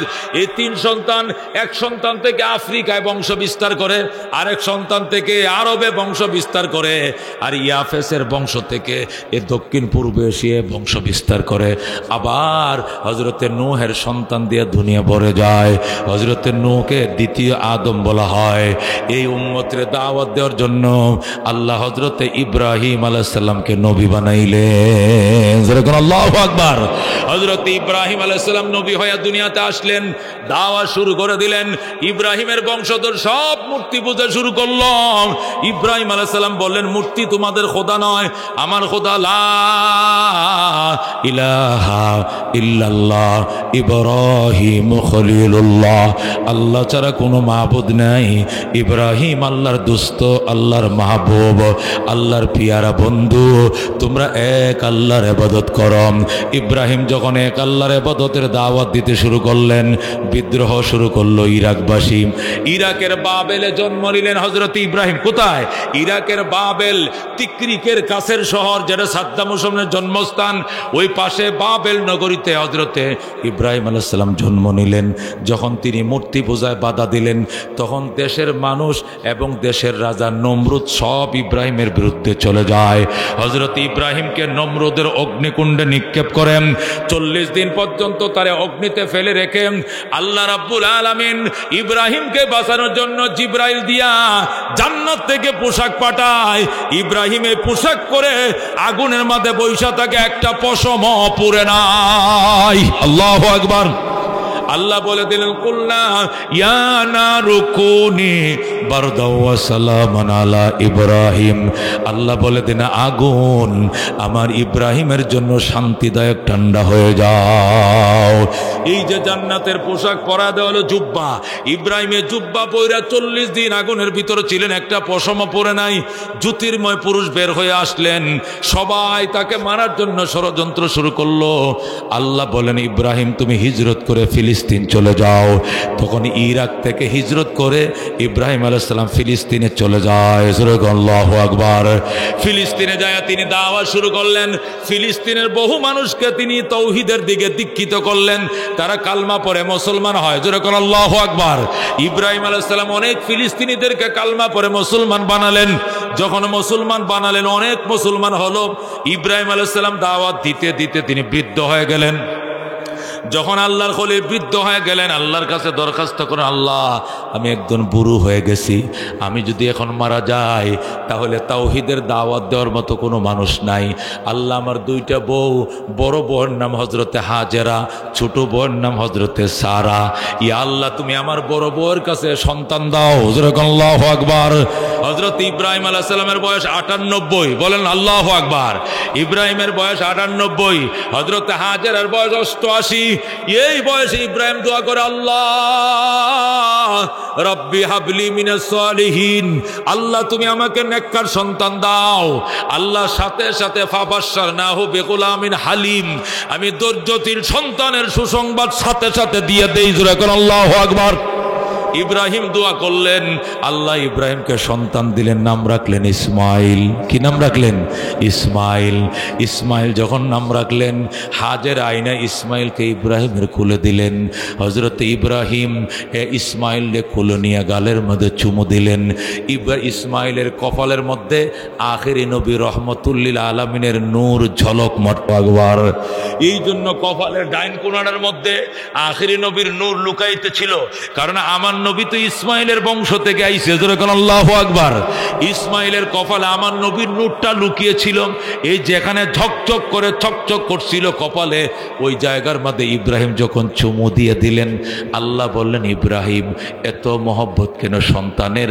তাহলে বুঝি সন্তান পায়া আমাকে ভুইলে যাইবা? ইব্রাহিম ডাক দিয়ে, আল্লাহ যে কোনো কঠিন পরীক্ষার জন্য আমি প্রস্তুত রয়েছি, আমি জীবনেও আপনাকে ভুলব না। আল্লাহু আকবার। আল্লাহ কো ঠিক আছে নে, কো ঠিক আছে ইনশাআল্লাহ।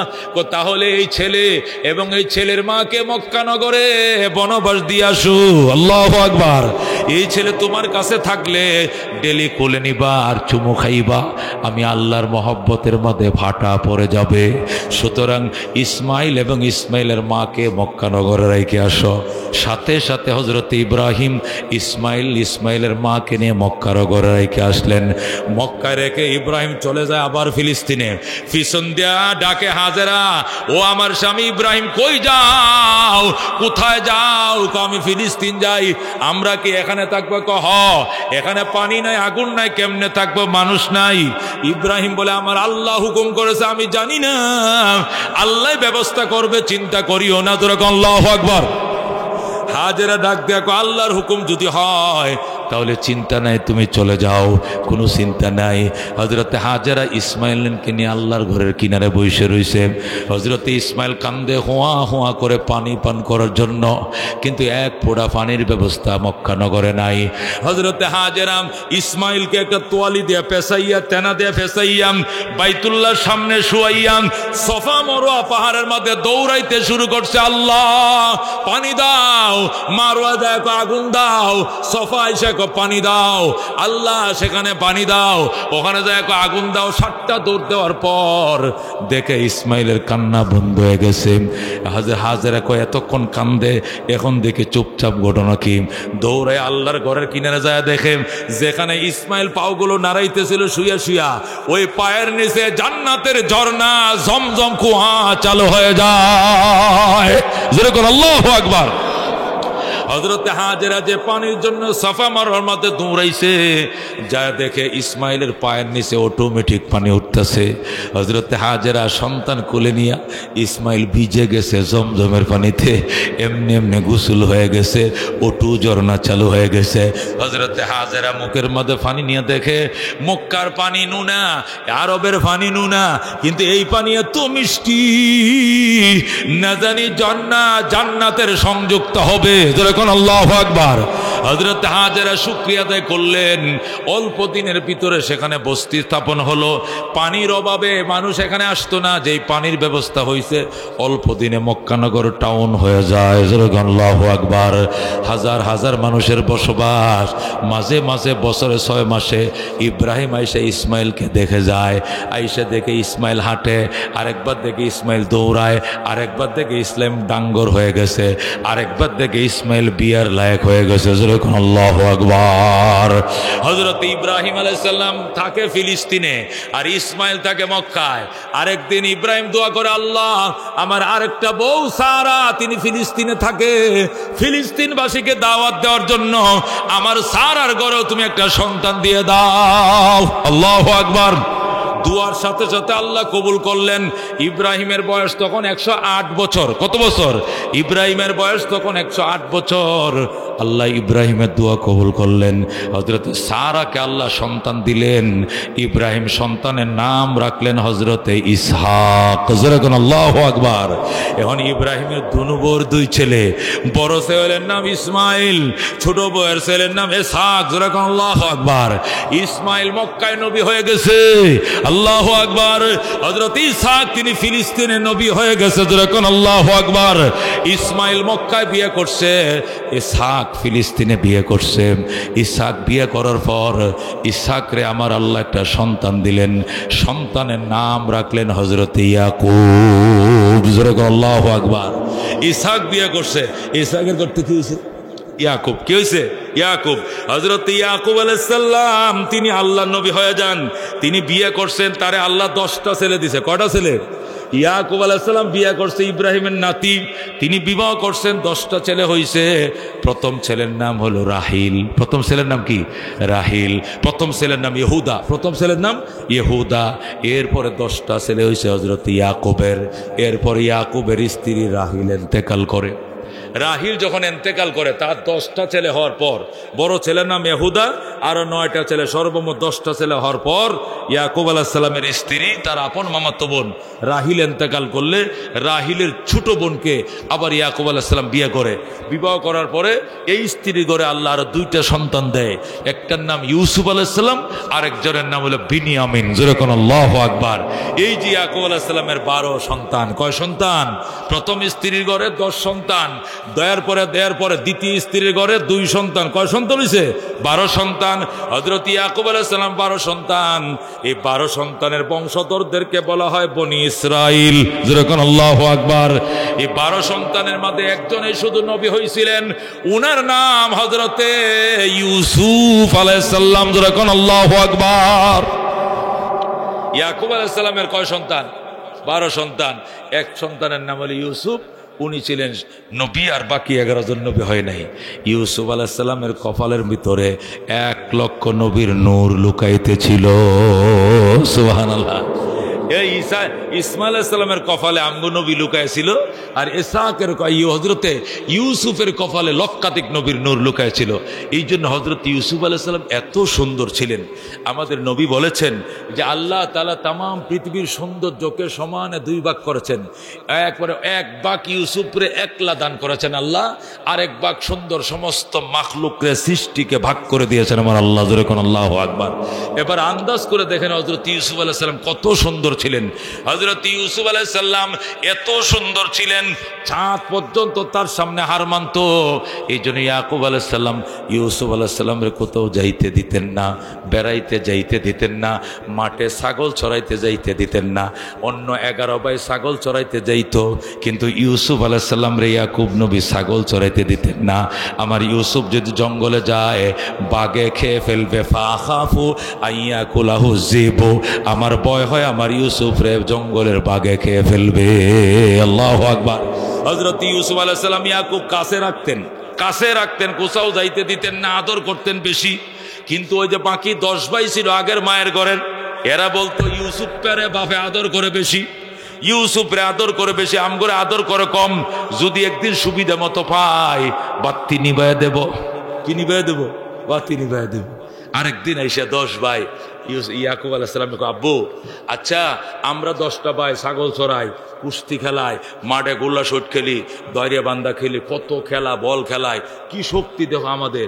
আর তুমি ইউসুফরে খুলে রাইখা এটা তো ফুলটি মুরগির মতো খালি বানাইতেছো, এটা তো কিচ্ছু পারতো না দুনিয়াতে, তুমি আমাদের সাথে খেলতে দাও। ইয়াকুব আলাইহিস সালাম কয়, দেই না রে কি জন্য বাজান, আমার ছেলে এত সুন্দর, খেলতে যামু তোদের তোরা খেয়াল করবে না, তোদের বেখেয়ালে হয়তো আমার ছেলেকে বাঘে খেয়ে ফেলবে, পরে তোরা আফসোস করলে লাভ নাই, এই জন্য আমি ইউসুফরে কোথাও দেই না। একদিন দেন, একটা দিন দেন পরীক্ষামূলক, আমরা নিয়ে যাই, আমরা তাকে হেফাজত করব। এই যে ইয়াকুব আলাইহিস সালাম একদিন দিয়েছিল ইউসুফকে, তারা ইউসুফকে নিয়ে গভীর জঙ্গলের ভিতরে যাইয়া এরপরে হাতে পায়ে বেঁধে নিজের পোশাকটা খুলে উলঙ্গ করে কুয়ার ভিতরে ফেলে দেয়। যেরকম নাউজুবিল্লাহ। কুয়ার ভিতরে ফেলে দেওয়ার পরে হাতে পায়ে বেঁধে ফেলে দিয়া ওই যে তাদের সৎ ভাইয়ের বড় যেটা ইহুদা এর বংশ থেকেই কিন্তু ইহুদি বলা হয়। এই ইহুদার বংশধরকে কি বলা হয়? ইহুদি বলা হয়। এরা একটু দুষ্ট প্রকৃতির। ওই ইহুদা পাথর মারতেছিল আর বলছিল, ইউসুফ তুই এখনো বাইচে আসস, কুয়ার মধ্যে থাকলে যতক্ষণ বেঁচে থাকবে এতক্ষণ পাথর মারবো। হযরতে জিবরাইল আলাইহিস সালাম এসে ইউসুফ আলাইহিস সালামের মুখে কাপড় দিয়ে ডেকে রেখেছিলেন আর বলছিলেন, তুমি কথা বলিও না, সে যাতে মনে করে তুমি মারা গেছো, তুমি তো মরবো না, সে তো হাতে পায়ে বেঁধে ফেলছে, তুমি কুয়ার পানিতে সাঁতার না কেটে পানি খেয়ে মারা যাইবা। জান্নাত থেকে জল চকি আইনা পানির উপরে বিছাই দিছে হযরতে জিবরাইল আলাইহিস সালাম। আল্লাহু আকবার। হযরতে জিবরাইল আলাইহিস সালাম জান্নাত থেকে জল চকি আইনা বিছাই দিছে। এই জল চকির মধ্যে ইউসুফ আলাইহিস সালাম জ্যোতির্ময় পুরুষের মতো বসে রইছে। ওরা চলে গেছে, জামাটা নিয়া রক্ত দিয়া মাখছে, ছাগলের রক্ত দিয়া জামাটা মাইখা। ইয়াকুব আলাইহিস সালাম কয়, বাবা আমরা খেলাধুলায় ছিলাম, ইউসুফরে জামা কাপড় পাহারা দেওয়ার জন্য বসায় রাখছিলাম, আমরা খেলার নেশায় ছিলাম, জঙ্গলের বাঘ আইসে ইউসুফরে খায়া ফেলাইছে, বাবা গো আম করে মাফ করে দাও। হযরত ইয়াকুব আলাইহিস সালাম বলছিলেন, ফাসবরুন জামিল ওয়াল্লাহুল মুস্তাআনু আলা মা তাসিফুন। আল্লাহু আকবার। ধৈর্য ধারণ করলাম, আর কিছু বলার নাই, তোমরা যা বলছো আমি আল্লাহর কাছে সাহায্য চাই, আমি তোমাদের কথা বিশ্বাস করি না, আমি আল্লাহর কাছে সাহায্য চাই। ওই দিন আল্লাহ বলেছিলেন, ইয়াকুব কান্দিস না, কোনো দিন তোর ইউসুফের সাথে তোর দেখা হবে। সুবহানাল্লাহ। ওরা তো এসে বুঝাইছে তোমার ছেলেকে বাঘে খেয়ে ফেলছে, আসলে তো বাঘে খায় না, ওরা ফেলাইছে কোথায়? কুয়ার মধ্যে ফেলছে। ইউসুফ আলাইহিস সালাম কুয়ার মধ্যে বসে থাকে, জিবরাইল আলাইহিস সালাম জান্নাত থেকে আইনা খাবার খাওয়ায়। যেরকম আল্লাহু আকবার। জিব্রাইল যায়, আল্লাহ তোমার একজন নবী ইউসুফ নবী হবে, কিছুদিন পরে আমি ওহী নিয়ে যাব। এই পয়গম্বরটা উলঙ্গ বৈশা রয়েছে, লজ্জা লাগে, আল্লাহ একটা কাপড় দাও। আল্লাহ কোন নতুন কাপড় লাগবে না, ইউসুফের গলার মধ্যে দেখবে একটা তাবিজ আছে, এই তাবিজের ঠোলটা মোমটা খুলবা, খুললা দেখবা তার দাদা হযরতে ইব্রাহিম আলাইহিস সালামের জুব্বাটা তার গলার তাবিজে ঢুকানো আছে। হযরত ইব্রাহিম আলাইহিস সালাম রে নমরুদে আগুনে ফালছিল, একটা জুব্বা পরাইছিল বলছিলাম না আগে। এই জুব্বাটা ইব্রাহিম আলাইহিস সালাম থেকে ইসহাক আলাইহিস সালাম নিছিলেন, ইব্রাহিমের ছেলে। ইসহাক আলাইহিস সালাম থেকে ইয়াকুব নবী রাখছিলেন। ইয়াকুব নবী যখন দেখলো আমার 12টা ফুলার মধ্যে এটা চাঁদের মতো সুন্দর, এটা তো মানুষের কাছে গেলেই চোখ লেগে যাবে, চোখ লাগা এটা কোনো কুসংস্কার নয়, চোখ লাগতেই পারে। আল্লাহ নবী বলছেন বাদান নজরে লা সেহরান, রসুল বলছেন অনেক দৃষ্টি জাদুর মতো। যদি কয় হায় হায় এত কাঁড়াল দশে ও গাছটার মাঝে, খালি কইতে দেরি দেখবেন নিচে উপর থেকে মুচ্ছে পড়ছে নিচ দিকে আইতাছে, আছে না এরকম? এরকম সকল মানুষ আছে কিনা? রসুল বলেন ইন্না বাজান নজরে লা সেহরা, হাদিস সহি হাদিস, অনেক দৃষ্টি আছে জাদুর মতো, ফুরিয়ে যা। কতক্ষণ ঠিক না বেঠিক? রসুল বলছে কেউ যদি নজর করে আর তোমার ক্ষতি হয়, তুমি মনে করো সাথে সাথে ওই লোকটার কাছে ফানি লয়ে যাবে, যাই বলবা ভাই তুই ফানিটা ফরিয়ে দে। যদি ফরিয়ে না দেয় তাহলে এই ফানিটা এটা বালতির মাথা খাড়া করে ওর মাথার মাথা ফানিটা ঢেলে দিবেন, ডালার পর এর শরীরের ভিজা ফানিটা যখন বালতিতে জমা হবে, এই বালতির ফানিটা অন্য নারকেল গাছের মধ্যে না হলে কাঁঠাল গাছের মধ্যে সিজাই দিবেন, এই ফসা কাঁঠাল আবার ভালো হয়ে যাবে। হুজুর এখন আল্লাহু আকবার। নজর এমক জিনিস, নজর লাগতেই পারে। সাহাবায়ে কেরামের বাচ্চাদেরকে নবীর কাছে নিয়ে এসে বলতো হুজুর এইটার শরীরে খালি গোটা গোটা উড়ে, এই নে ফোলা, এই নে ফোরা, এই নে ঠোসা পড়ছে, রসুল কইতে দৃষ্টি লাগছে, বলতো আউযু বিকালিমাতিল্লাহি তাম্মাতি মিন শাররি মা খালাক, এই দুয়াটা ভরে ফু দিও, আল্লাহ নজর ভালো করে দিবে। হুজুর এখন আল্লাহু আকবার। এই জন্য নজর আছে, এইটির তাবিজ তদবির আছে, কোরআন হাদিস দিয়ে করলে জায়েজ আছে। এ তামিমা দিয়া করলে, শিরিকি কালাম দিয়া করলে তাবিজ শিরিক, কোরআন দিয়া করলে তাবিজ শিরিক না। কতক্ষণ ঠিক কিনা? মখলুক, কোরআন তো মখলুক, এটা গলায় বানবা কি লেগে? তো কোরআন মখলুক হইলে হারাম হইলে হোমিওপ্যাথি ওষুধ, এটা ওষুধ এটাকে খালেক, এলিফাতে এটাকে খালেক, এটা কি স্রষ্টা, তো এলিফাতে কাউ কি লেগে, এটাও তো শিরিক হবে। কতটি পণ্ডিত আছে তাবিজ শিরিক, সব তাবিজ শিরিক না, সে তাবিজ হইল তামিমা শিরিক। হাদিসের মধ্যে তামিমাকে শিরিক বলে। তামিমা বলা হয় ওই আগের দিনের কুফুরি মন্ত্র যেগুলো অর্থ টর্থ নাই, আগের দিনের মূর্তিদের নাম, দেবতার নাম, বিল্লাত ওয়াল উজ্জা, বিল্লাতে ওয়াল মানাতে ওয়াল উজ্জা লেখা কাগজে পরে বড়ায় গলায় বাঁধা দিত, এইটি শিরিক। কিন্তু আলহামদুলিল্লাহ রাব্বিল আলামিন, আল্লাহু লা ইলাহা ইল্লা হুয়াল হাইয়ুল কাইয়ুম, আয়াতুল কুরসি লিখে গলায় বাঁধলে শিরিক হবে না, সুন্নত হবে। কতক্ষণ ঠিক কিনা?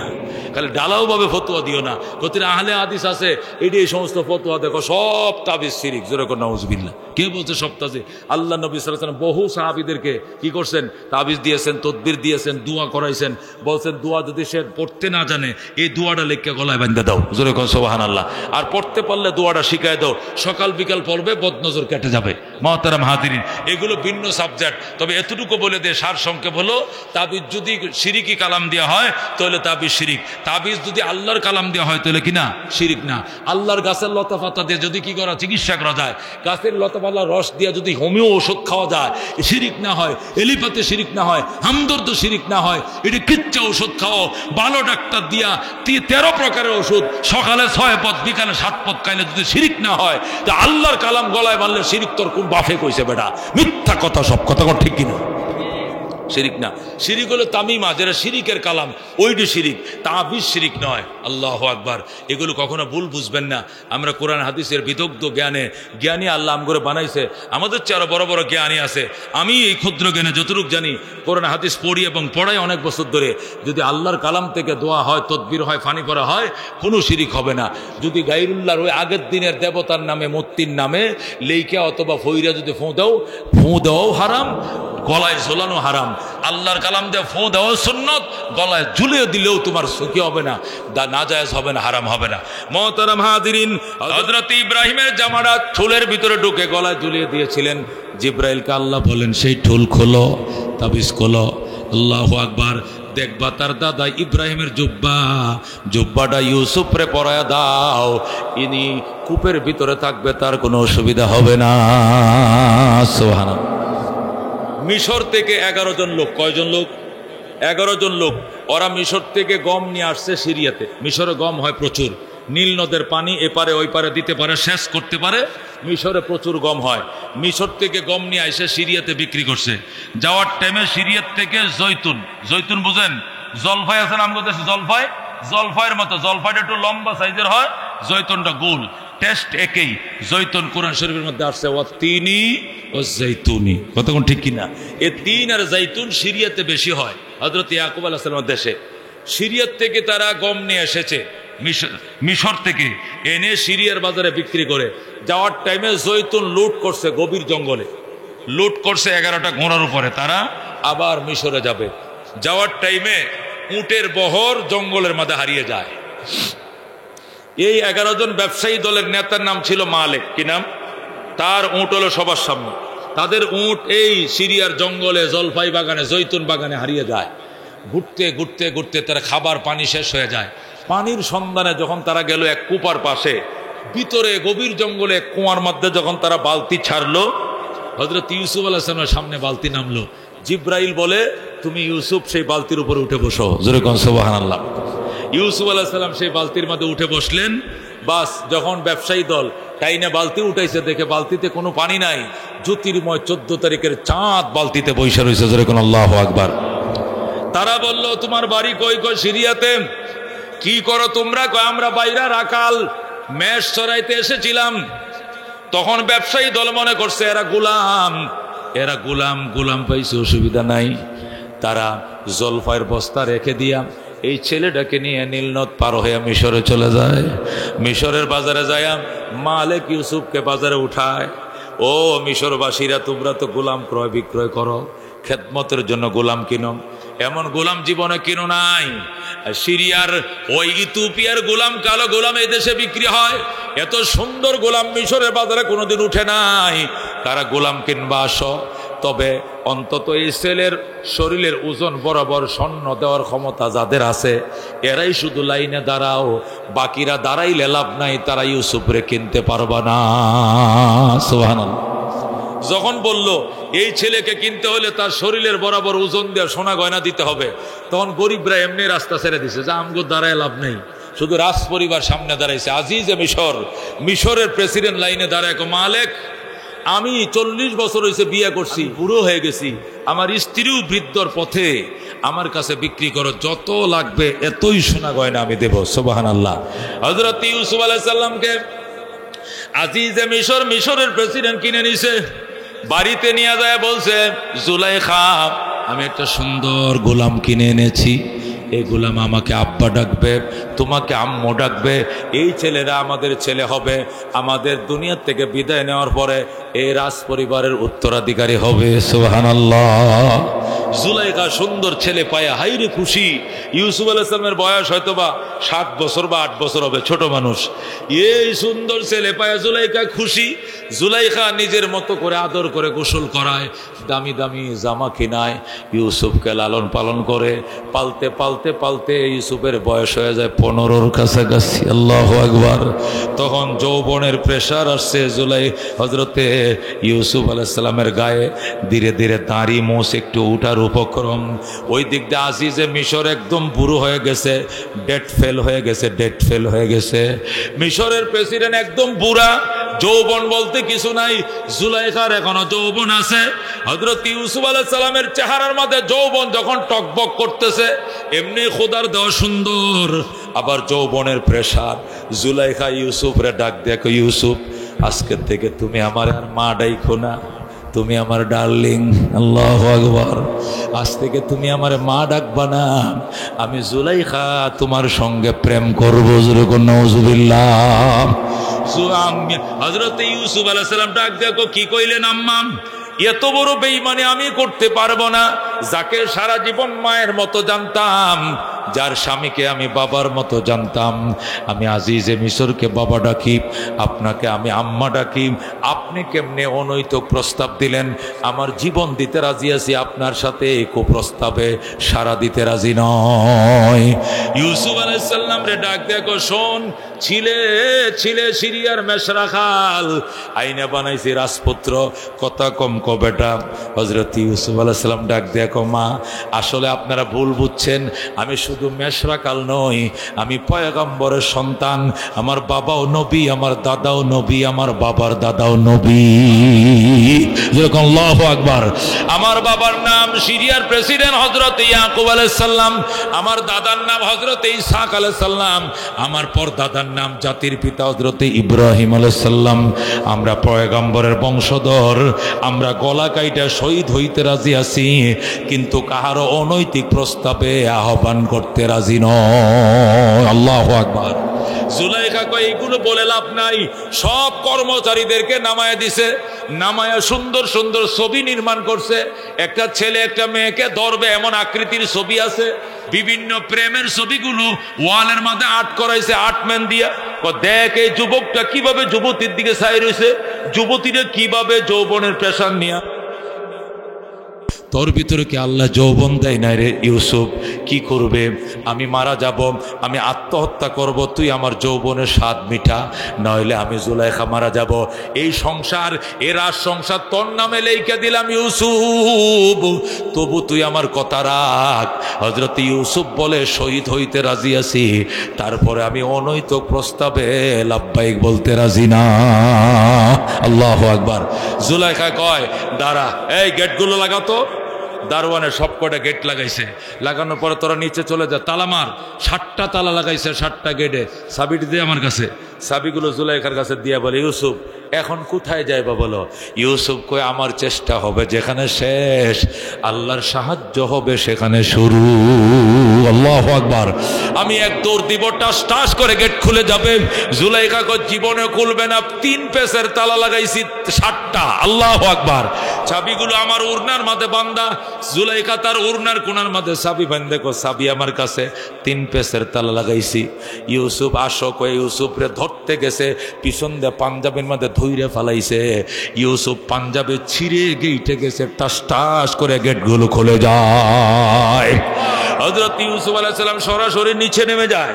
নিচে দেয়া দেখে আজিজে মিশর রোদের মধ্যে বসে রয়েছে, বুড়ো মানুষ লাঠি নিয়ে রোদে বসে রয়েছে, শীতের দিন রোদ তাপায়। জুলাইখা ইউসুফ রে দৌড়াও কেন, ইউসুফ রে দৌড়াও কেন? আজিজে মিশর জিজ্ঞাসা করে। জুলাইখা কই এমনি দৌড়াই না, ছেলেটার চরিত্র ভালো না। আসলে রাখালের ফোলা তো রাখালে হয়, যারে সন্তানের মতো পাললাম, এই ছেলেটা আমার গায়ে হাত দিছে। জোরে কোন নাউজুবিল্লাহ। জুলাইখা উল্টা কথা বলছে, ছেলে যে ছেলেটাকে নিজের সন্তানের মতো পাললাম, এই ছেলে আমার গায়ে হাত দিছে, এই জন্য এরা দৌড়াইতেছে, তোমার কাছে নিয়ে আসতেছি। ইউসুফ কয় আল্লাহ খোদার কসম, আমি এমনটা করি নাই স্যার, আমি এমনটা করি না। উনি আমার মায়ের মতো, উনি আমার প্রস্তাব দিয়েছেন, আমি সেটাকে বাইলট করেছি, আমি সেটাকে প্রত্যাখ্যান করেছি। ইউসুফ বলে জুলাইখার দোষ, জুলাইখা বলে ইউসুফের দোষ। আসলে কার দোষ? জুলাইখার। কার দোষ?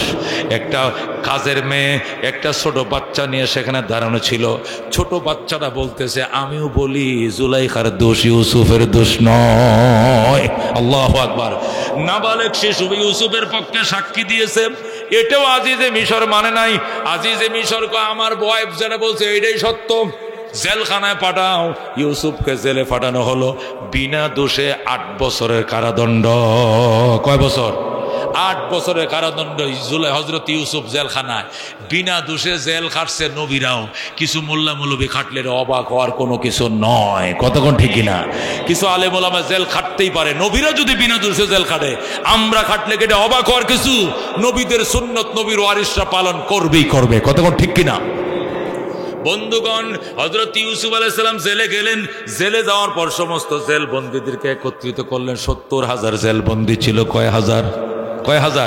70,000 জেল বন্দীদেরকে নিয়ে ইউসুফ বসছেন। বৈশা বলতেছে, প্রিয় জেলবাসীরা, তোমরা এক একজন করে দাঁড়াও, বলো কোন অপরাধে কে জেলে এসছো। তুমি দাঁড়াও। একজন দাঁড়াইছে, তুমি জেলে আইছো কেন? আমি মুরগি চুরি করছিলাম।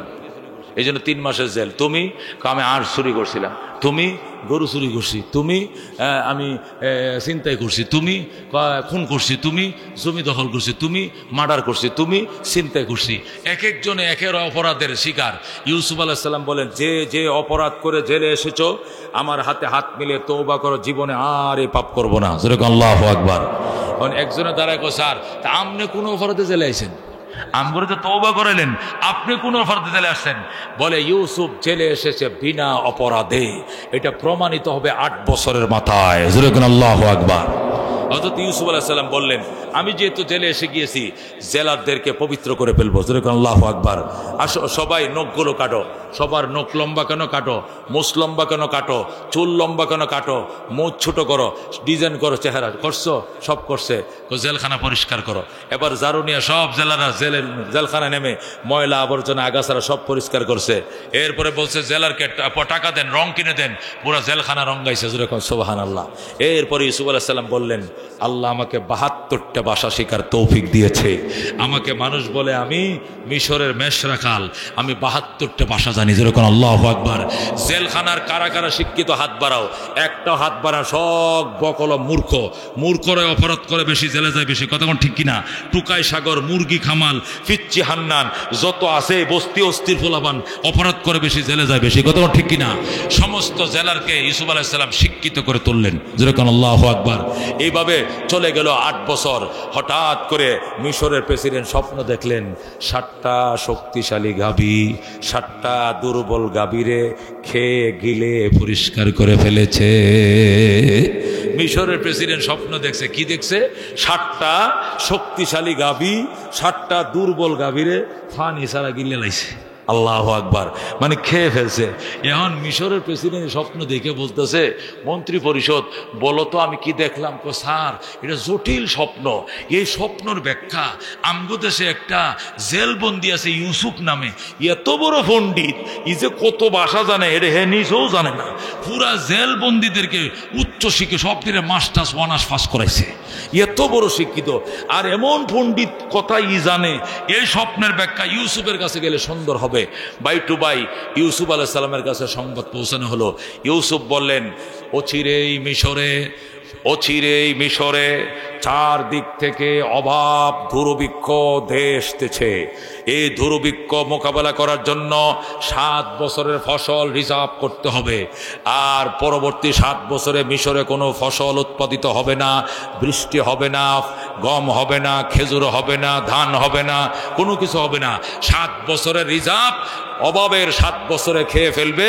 এটাই বাদশাহ দেখেছেন, শক্তিশালী 7টি গাভী দুর্বল 7টি গাভীকে খেয়ে ফেলেছে। যেরকম সুবহানাল্লাহ।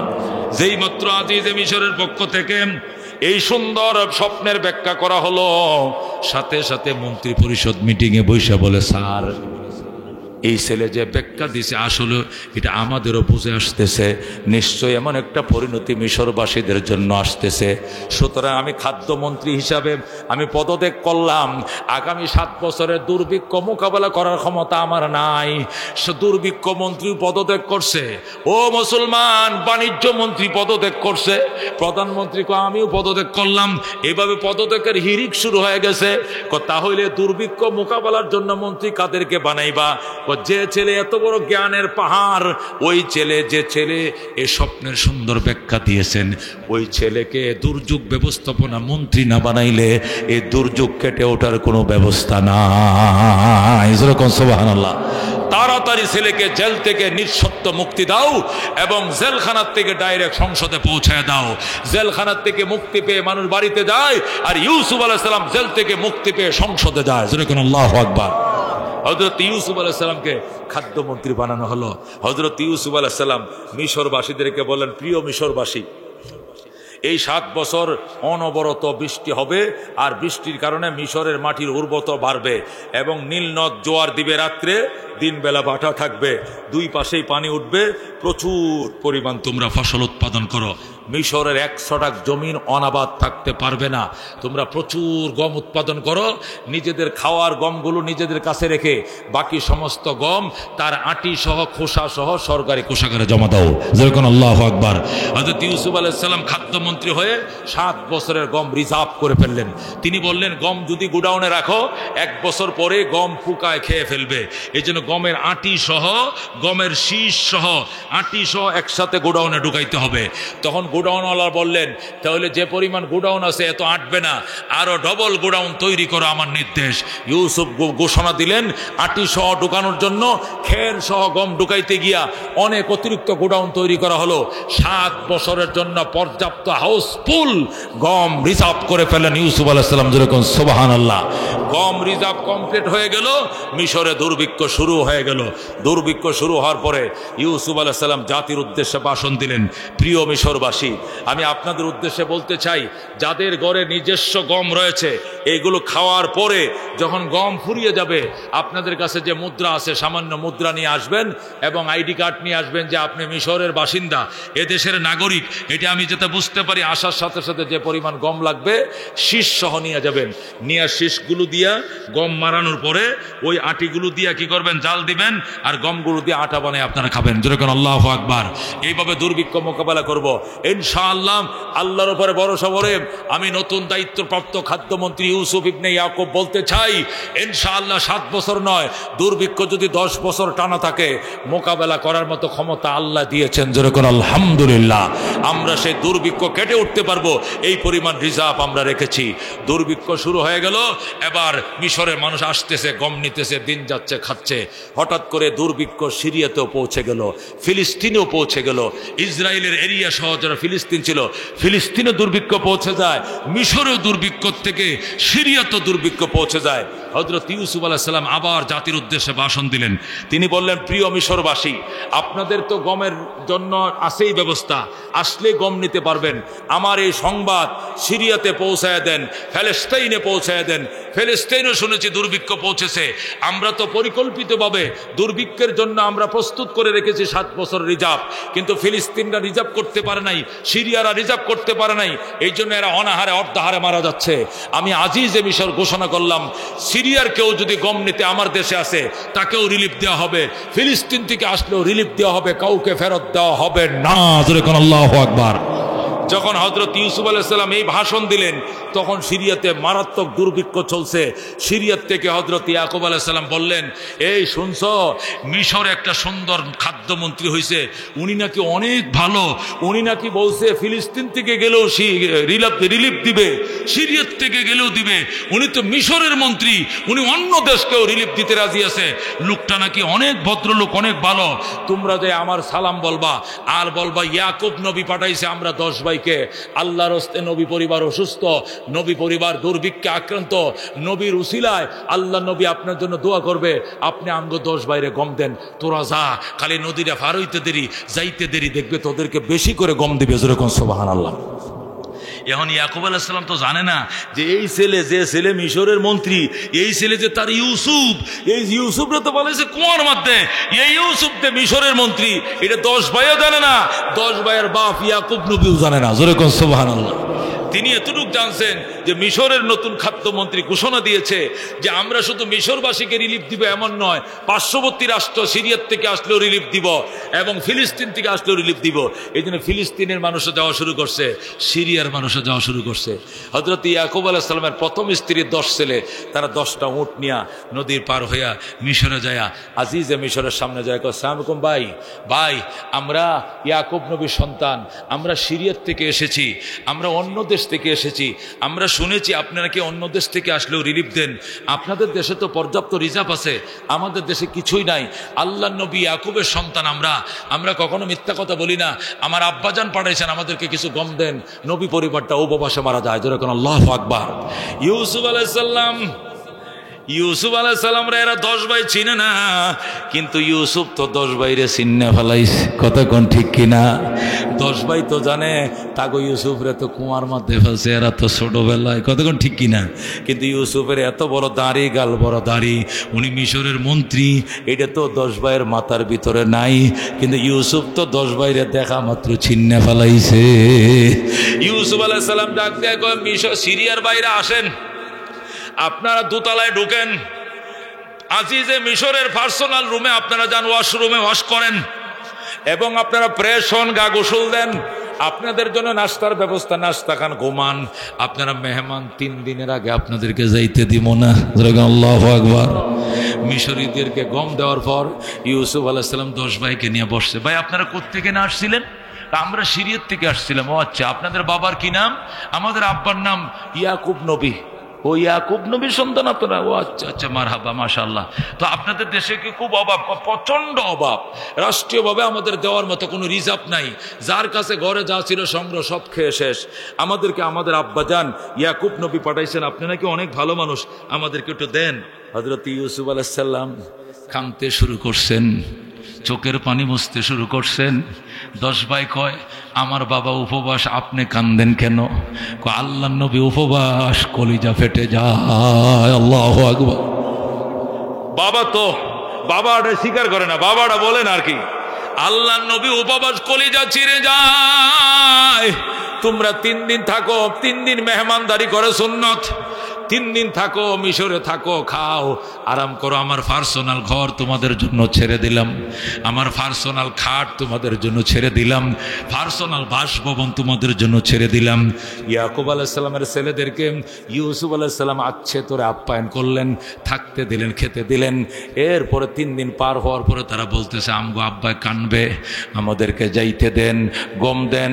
তাদের 10 ভাইকে 5 বস্তা গম দিয়েছে, হাফ বস্তা করে। আপনাদের 10 ভাইকে আমরা গম দিলাম। আচ্ছা ভাই, আপনারা ভাই সর্বমোট কয়জন? আমরা ভাই, এ কথা কইলে তো কলিজা ফাইটা যায়। কয় কেন? কয় ছিলাম তো 12 ভাই, ছিলাম 12 ভাই, একটা বাইরে বাগে খায়া বালাইছে। আল্লাহু আকবার। ইউসুফ আলাইহিস সালাম কান্দে, আমগো বাইরে বাগে খাইছে, আমনে কান্দেন কি লেগে? কাহাইরে, নবীর সন্তানরা বাগে খাইছে, এ বাগদার কত বড় সাহস। ইউসুফ আলাইহিস সালাম কয়, যে জিজ্ঞাসা আপনারা কয় ভাই? এখন 10 ভাই কান্দে। কান্দেন কা? কান্দি যে ভাই, আমরা তো আসলে 10 ভাই না, আমরা ছিলাম 12 ভাই, একটা বাইরে বাগে খায়া ফেলাইছে। ইউসুফ আলাইহিস সালাম কয়, এই ভাইটার নাম কি? এই ভাইটার নাম হইল ইউসুফ। এই ভাইয়ার কি নাম ছিল? ইউসুফ। ইউসুফ আলাইহিস সালাম কান্দে, আমগো বাইরে বাগে খাইছে, আমনে কান্দেন কা? কাহাইরে, নবীর ভূতেরা বাগে খাইছে, নবী যা জানি কত কষ্ট পাইছে। কষ্টের কথা কইেন না ভাই। এই ইউসুফের জন্য কানতে কানতে কানতে আমগো আব্বা আছে না, ওই যে ইয়াকুব নবী, একবার অন্ধ হয়ে গেছে। এই ইউসুফের জন্য কানতে কানতে আমগো আব্বা করে অন্ধ হয়ে গেছে। ইউসুফ আলাইহিস সালাম আরো কানতেছে, যেরকম আল্লাহু আকবার। আমনে কান্দেন কা? আমগো আব্বা অন্ধ হয়েছে, একজন নবী এত কষ্ট পাইছে এই জন্য কান্দি, কিন্তু আমি যে ইউসুফ এটা তোর বলি না, যেরকম আল্লাহু আকবার। হযরত ইয়াকুব আলাইহিস সালাম অন্ধ হয়ে গেছিল ইউসুফের জন্য কানতে কানতে। এই কথাটি ওরা বলতেছে, ইউসুফ আলাইহিস সালাম কানতেছে। আচ্ছা, তাহলে আপনারা 12 ভাই, এক বাইরে না বাগে খাইছে, তা আর 11 ভাই আছেন না? 10 জন আসছেন, আর একজন কই? আর একটা ভাই আছে ছোট, এর নাম বিনিয়ামিন। এরে আনলেন না কেন? ইউসুফ রে বাগে খাওয়ার পর আব্বা এরে আমগোর হাতে আর দেয় না, কারণ তার জোড়াডারে বাগে খাইছে, এইটারও দিলে হয়তো বাগে খায় ফেলাই, বা আব্বা আমগোরে বিশ্বাস করে না। এই জন্য বিনিয়ামিনরে কাছে রাখে, যেখানে ফাটায় আমগো 10 ভাইরে ফাটায়। ইউসুফ আলাইহিস সালামকে হাফ বস্তা করে গম দিছি, 10 ভাইরে দিছি 5 মণ গম, 20 কেজি করে লয়ে যাও। ওই বিনিয়ামিনকে যদি সামনে নিয়ে আইতে পারো, 11 ভাই যদি আসো, 11 ভাইকে 22 বস্তা গম দিব, কম দিব না। সুবহানাল্লাহ। উদ্দেশ্য হলো বাইল দিয়া ছোট ভাইদের আনা যায় কিনা। আল্লাহু আকবার। ওই এখন তো হাফ বস্তা দিছি, আর ওই যদি বিনিয়ামিনরে লইয়া আহো, তাহলে এক একজনকে 2 বস্তা, 2.5 মণ বস্তা ভরে 2 বস্তা করে দিব। যেরকম আল্লাহু আকবার। এখন 10 ভাই কয়, আচ্ছা এই বাইডের প্রতি আপনার তো মহব্বত কেন, যে সে আসলে আপনার ডবল বস্তা দিবেন আর সে আসে নাই বলে সিঙ্গেল বস্তা? কয় এটা তো শিউরার মতো হয়ে গেছে, কারণ জোড়াডারে বাগে খাইয়া ফেলাইছে, নিশ্চয়ই তো সে কান্দে, এটার প্রতি একটা মায়া থাকবে। আপনাদের যেরকম মায়া, আপনাদের ভাই বলে আমারও তো মায়া লাগতেছে শূন্য, আমি আজিজে মিশর বুঝেন না, মায়া আসলে তো নিজের আপন ভাই, রক্ত টানতাছে যেরকম, আল্লাহু আকবার। কিন্তু এইটা ইউসুফ আলাইহিস সালাম খুললে না বলে বলতেছে কি, কয় আরে নবীর ছেলেটারে বাগে খাইছে আর জোড়াটা ছোট মানুষ, সবার চেয়ে ছোট বৈশা কান্দে, এরা যদি নিয়ে আইতে পারেন আমি খুশি হয়ে 11 জনকে 22 বস্তা গম দিই। হুজুর সুবহানাল্লাহ। এরাই 5 বস্তা গম নিয়া বিল ফাতারে মরুভূমির মাঝখান দিয়ে দৌড় যাইয়া নদী পার হইয়া বাবার কাছে, আব্বু আব্বু গো, এত আদর করছে আজিজে মিশর, আপন ভাইয়ের মতো আদর করছে। সুবহানাল্লাহ। আসলে তো আপন ভাই, হেরা তো জানে না, বুঝেন না, আপন ভাইয়ের মতো তার বাসভবনে আমগরে ঘুমাইতে দিছে, খাইতে দিছে, সকালতে উঠার পরে চা নাস্তা বিস্কুট পরোটা ডিম হায় হায় কত কিসিমের নাস্তা খাওয়াইছে বাবা। আর বলছে আমগরে যে বিনিয়ামিন আছে না, হেরে লয়ে গেলে 22 বস্তা গম দিব। ইউসুফ ইয়াকুব আলাইহিস সালামকে জলদি যা, 11 ভাই যা, 22 বস্তা গম অভাবের দিনে বিরাট ব্যাপার, আমগো 6 মাসের খোরাকি হয়েছে। বুঝলে সুবহানাল্লাহ। এখন 11 ভাই আছে, কয় ভাই, এখন 5 বস্তা গম রাইখা এখন এরা 11 ভাই আসে, আইসা ইউসুফ আলাইহিস সালামের আজিজে মিশরের বাড়িতে আইসা, আজিজে মিশর আমরা 11 ভাই এসেছি, গম দেন। আবার উপরে যান, রেস্ট করেন, আপনাদের বিদেশিয়া বিদেশিদেরকে সাথে সাথে যাইতে দিতে নাই, কষ্ট করে আসছেন, রেস্ট করেন, 3 দিন পরে আপনারা যাবেন। 3 দিন পর্যন্ত রাখছে, রাইখা 10 ভাইকে এক কাটে ঘুম পাড়তে দেয় আর বিনিয়ামিনকে নিজের সাথে শোয়ায়। যেরকম সুবহানাল্লাহ। এখন হেরা কয়, আচ্ছা আমগো বিনিয়ামিনটা আমনের সাথে ঘুম পাড়ান কি লেগে? আহারে ভাই, এর জোড়াটা মারা গেছে না, বাঘে খাইছে অনেকদিন আগে, এই জন্য এটা তো নিজের ভাই হারাইছে, এই জন্য একটু আদর করি, একটু সান্ত্বনা দে, তো সোয়াব হইলো তো হবে। এই জন্য আল্লাহু আকবার।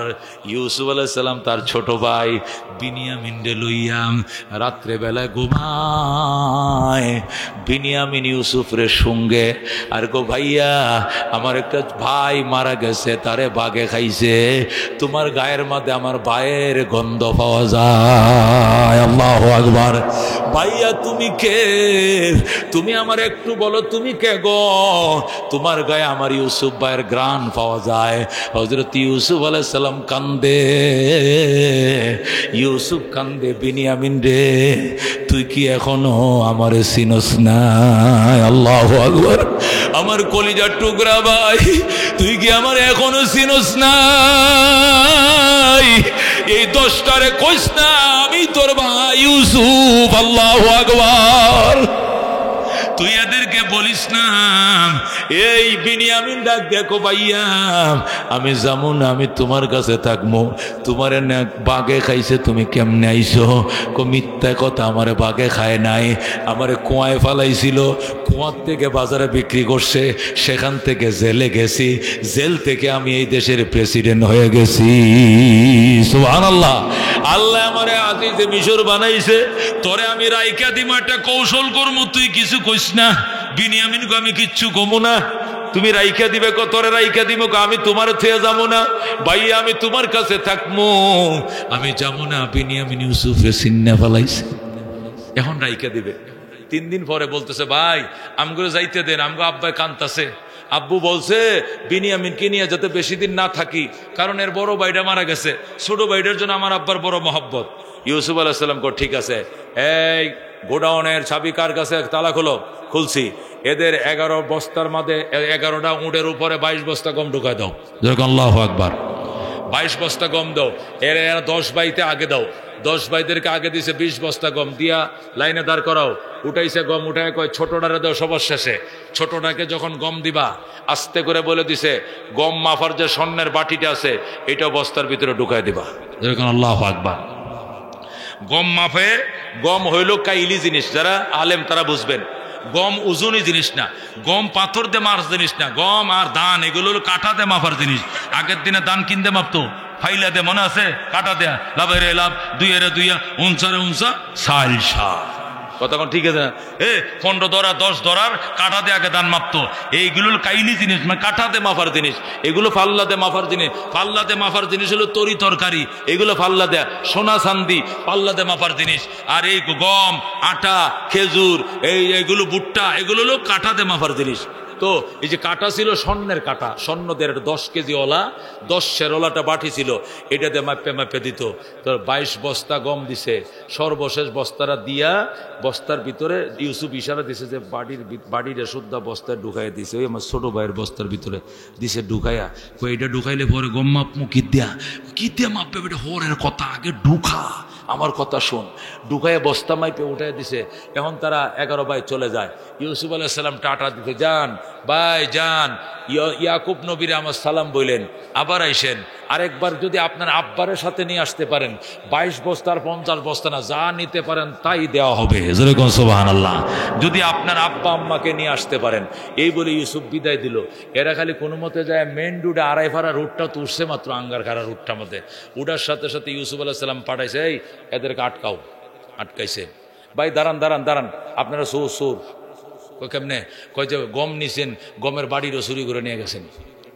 হ্যাঁ কো ভাই, আমরা নবীর বংশধর, জীবনেও চুরি করি না। চুরি আমগর করে বংশের মধ্যে নাই, ব্লাডের মধ্যে নাই, জানেন আম করে। আমরা নবীর বংশধর, নবী আমগর বাপ, নবীর নাতি, নবীর ফুতি, আমরা জীবনেও চুরি করি না।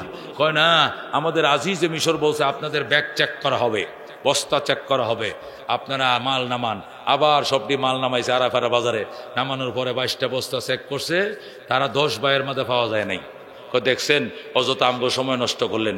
আমরা পয়গম্বরের সন্তান, আমরা চুরি করি না। পান নাই, এই ছোট ডাটা খুললেন নেই তো কিছুই বুঝে না, কেমনে চুরি করব? কয় না, সবটি যেহেতু চেক করছে এটাও করি। সর্বশেষ বস্তার মধ্যে বাটি পাওয়া গেছে। আল্লাহু আকবার। দেখছেন, আপনারা চ্যালেঞ্জ করছিলেন বাটি নাই, এখন বাটি পাওয়া গেছে।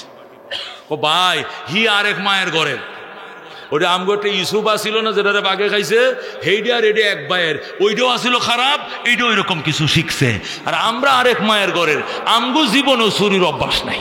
বুঝছেন কথা? এখানেও মাইরে দিছে ইউসুফের প্রতি। ইউসুফ আলাইহিস সালাম মুসকি মুসকি হাসে আর কয়, খারা, হে আরেক মায়ের ঘরের দোষটা আরেক মায়ের উপরে দিয়া দিছস, এখানেও চালাকি করো। আচ্ছা, এখন যে বাটি পাওয়া গেল, করা কি? আমাদের দেশের বিধান হলো, যার কাছে চুরির মাল পাওয়া যায়, মাল সহ সে জেলে যাবে। সুতরাং এই ছেলে জেলে যাবে। ভাই ভাই ফাওদরি, আমরা অন্য কোনো একটা ভাই রাখিয়ে দেন, তবু ছোটরা ছেড়ে দেন। কারণ আমার আব্বা ইয়াকুব নবী এর না পাইলে স্টুক করে মারা যাইব। কারণ আগেরটার জন্য কানতে কানতে অন্ধ হয়েছে, আর এখন যদি অ্যারেস্ট হয় তাহলে আমার বাপ একদম মরে যাইব। আমগো 10 ভাই থেকে একজনের রাইখা দেন, তবু বিনিয়ামিনকে ছেড়ে দেন। ইউসুফ বলে, আমি এত বড় জালেম না, চুরি করবে একজন আর মামলা খাইবে আরেকজন, আগুন দিবে একজন আর জেলে যাবে কি আরেকজন। এই রাজনীতি আমি ইউসুফ করি না। কথা কোন ঠিক কিনা? সুতরাং যে চুরি করছে সেই জেলে যাবে। ওর বস্তার মধ্যে বাড়ি পাওয়া গেছে, ওকে অ্যারেস্ট করো, জেলে নিয়ে যাও। হায় হায়, এখন 10টা কান্দে। কানলে কাম হইতো না। তোমার আব্বা জানকে নিয়ে আসো, তোমার মাকে নিয়ে আসো, তোমার বাবা মা যদি আসতে পারে এ পর্যন্ত কোনোভাবে আনতে পারো, তাহলে বিনিয়ামিনকে ছাড়া হবে, এছাড়া তাকে জেল থেকে মুক্তি দেওয়া হবে না। আল্লাহু আকবার। এখন 10 ভাই কান্দে, ভাই ও আজিজে মিশর, আমার আব্বাই কেমনে আইব? আমার আব্বা ইউসুফের জন্য কানতে কানতে অন্ধ হয়ে গেছে। আমার বাবা ইউসুফ আলাইহিস সালাম কার জন্য কানতে কানতে? ইউসুফের জন্য। ইউসুফ কে ছিল? ইউসুফ তো ওই যে বিনিয়ামিনের বড় ভাই, কইতেছে ওনার নাম নারা, আমগোর ভাই ছিল ইউসুফ, ওইটার বাগে খাইছে। এই জন্য ইউসুফের জন্য কানতে কানতে আমগো বাবা অন্ধ হয়ে গেছে। এই অন্ধ মানুষটাকে সিরিয়ার থেকে মিশরে কেমনে আনবো? ইউসুফ আলাইহিস সালাম কয়, অন্ধ হয়ে গেছে, এটা চিকিৎসা করে দিতে পারি আমি, তবে আনতে হবে। আমাদের ভাই জেল থেকে মুক্তি পাবে না, কারণ উনি চুরিতে হাতে নাতে ধরা পড়েছে, উনার কাছে বাড়ি পাওয়া গেছে। বুঝেন না? আল্লাহু আকবার। এখন আমার আব্বার আনবো কেমনে? বাবা তো চোখে দেখে না। কেন চোখে দেখে না? নবী কেন চোখে দেখবে না? ওই যে ছেলেটাকে বাগে খাইছে, এই কারণে ওই ছেলের জন্য কানতে কানতে চোখের পানি শুকায় গেছে, এখন আর উনি চোখে দেখে না। ইউসুফ আলাইহিস সালাম কয়, আমি ইউসুফ আলাইহিস সালাম তো হেরা চিনে না, ওরা চিনে আজিজে মিশর, মিশরের খাদ্যমন্ত্রী। খাদ্যমন্ত্রী কয়, আমি একটা জামা দিব আমার পরনের, আমার জামাটা নিয়ে যদি আপনাদের আব্বাকে পরায় দেন, পরানোর সাথে সাথে আপনার আব্বার চোখ খুলে যাবে। সুবহানাল্লাহ। হাসা কহ এই জামার এত পাওয়ার কহ পাওয়ার আমার দেন জলদি দেন জলদি দেন। ইউসুফ আলাইহিস সালাম নিজের জামাটা খুলে দিলেন, দিয়া বলেন এই জামাটা নিয়ে যাও তোমরা 10 ভাই, নিয়ে তোমাদের বাবা ইয়াকুব নবীকে পরায় দাও। পরানোর সাথে সাথে দেখবা ইয়াকুব নবীর চোখ খুলে গেছে। এরা ওই জামানিয়া ইউসুফের জামানিয়া তারা গেছে, যাক আব্বু তোমার বিনিয়ামিন তো চুরি করছে, গমও দেয় নাই, বিনিয়ামিনরে জেলে আটকাইছে। কথা ছিল 22 বস্তা গম দিব, গম রেডিও করছিল, যত ঝামেলা ফাঁকাইছে তোমার হে বিনিয়ামিনে। আগে ঝামেলা করছে ওইটাই ইউসুফে, এটার বাগে খাইছে, আর এবার ঝামেলা করছে বাড়ি চুরি করছে। আমগোর সামনে আমগো বস্তার মাঝে কোনো বাড়ি পাইছে না, তারটার মাঝে পাইছে। এলে কামটা কে করছে কো? ইয়াকুব আলাইহিস সালাম কো আমার ইউসুফ অপরাধ করে নাই, আমার বিনিয়ামিনও চুরি করে নাই, আমার ছেলেরা ষড়যন্ত্রের শিকার। যেরকম আল্লাহু আকবার। আমার ইউসুফের কোনো দোষ নাই, আমার বিনিয়ামিনের কোনো দোষ নাই। আমি আগেও বলছি এখনো বলি ষড়যন্ত্রের শিকার। যেরকম আল্লাহু আকবার। কি যে বলো বাবা, ষড়যন্ত্র না, আমগো পরিষ্কার, আমগোর সামনে বাড়ি দেবাইছে এর বস্তায়, আমরা নিজে দেখছি। বস্তার মাঝে বিনিয়ামিন ঢোকায় নাই, অন্য কেউ ঢুকাইছে হয়তো বা। আমি চ্যালেঞ্জ, আই ক্যান চ্যালেঞ্জ, আমি চ্যালেঞ্জ করলাম, আই ক্যান চ্যালেঞ্জ, আমি চ্যালেঞ্জ করলাম ইয়াকুব নবী আমার বিনিয়ামিন বাটি চুরি করিতে পারেন না। আমার ইউসুফ যেরকম নিরাপদ, আমার বিনিয়ামিন নিরাপদ। ইউসুফের সাথে অন্যায় করা হয়েছে, বিনিয়ামিনের সাথে ষড়যন্ত্র করা হয়েছে। আল্লাহর নবী তো বুঝে লাইছে। যেরকম আল্লাহু আকবার। এখন আমার গম পাস নাই, গম দিছিল, রেখে দিচ্ছে। কেন? আপনাকে নিয়ে গেলে, আম্মারে নিয়ে গেলে বিনিয়ামিনকেও দিবে, গমও দিবে 22 বস্তা। আমি কেমনে যাবো? তোরা কস নাই আব্বা অন্ধ হয়ে গেছে, ইউসুফের জন্য কানতে কানতে কইছি তো পরে কি বলছে?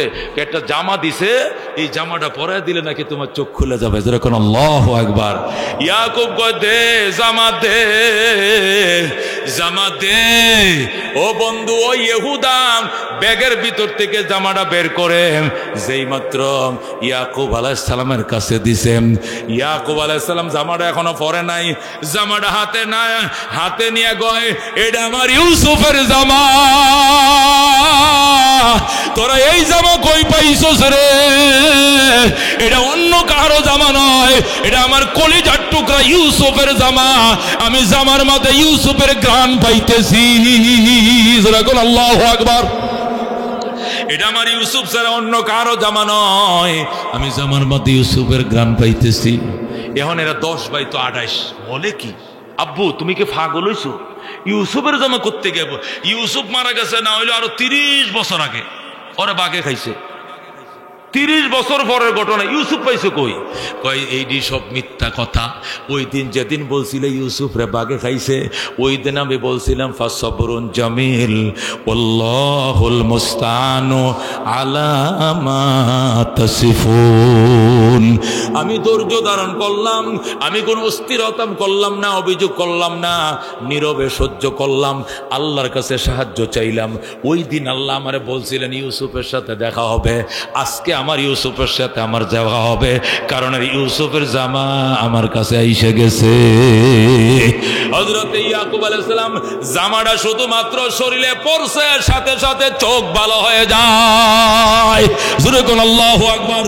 ইউসুফ আলাইহিস সালাম একদম যৌবনের মতো দেখা শুরু করছে। কই এই দেখ আমার ইউসুফের জামা, এই জামা পরার কারণে আল্লাহ আমার চোখ খুলে দিছে। জোরে কোন আল্লাহু আকবার। হযরত ইয়াকুব আলাইহিস সালাম কো আমারে জলদি লয়ে যা, আমার ফুতে আজিজে মিশর আর কেউ না।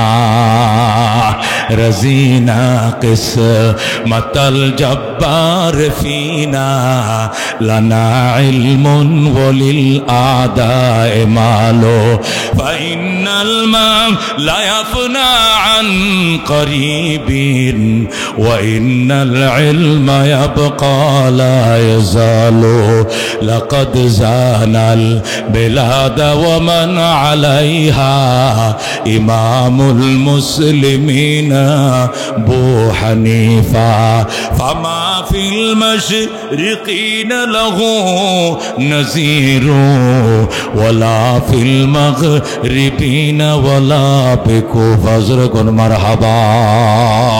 আল্লাহ কবুল করে। জোরে কোন আমিন। হযরত ইয়াকুব আলাইহিস সালাম ডাক দিয়া কই গো তাড়াতাড়ি বোরকাটা পরো। আমার চোখ খুলে গেছে, আমার ফুতে আমার লেগে রাস্তা দাঁড়ায় রয়েছে, যেরকম আল্লাহু আকবার। বিনিয়ামিন কই? জেলে। বিনিয়ামিন কই? কি এর জেলে? হুদাই বাইয়ের বিছানায় শুয়ে রয়েছে, যেরকম আল্লাহু আকবার। বিনিয়ামিনকে ইউসুফ নিজের খাটে শুয়ে রাখছে। ডাক দিয়া কয়, বিনিয়ামিন রে, আব্বাই আইতেছে, আম্মাও আইতেছে। আব্বু কেমনে? আব্বু তো চোখে দেখে না। আমার পরনের জামাটা ফাটাইছি রে বিনিয়ামিন, এই জামাটা পরার সাথে সাথে আব্বার চোখ খুলে যাবে, এই জন্যই তো তোরে রাইখা দিছি।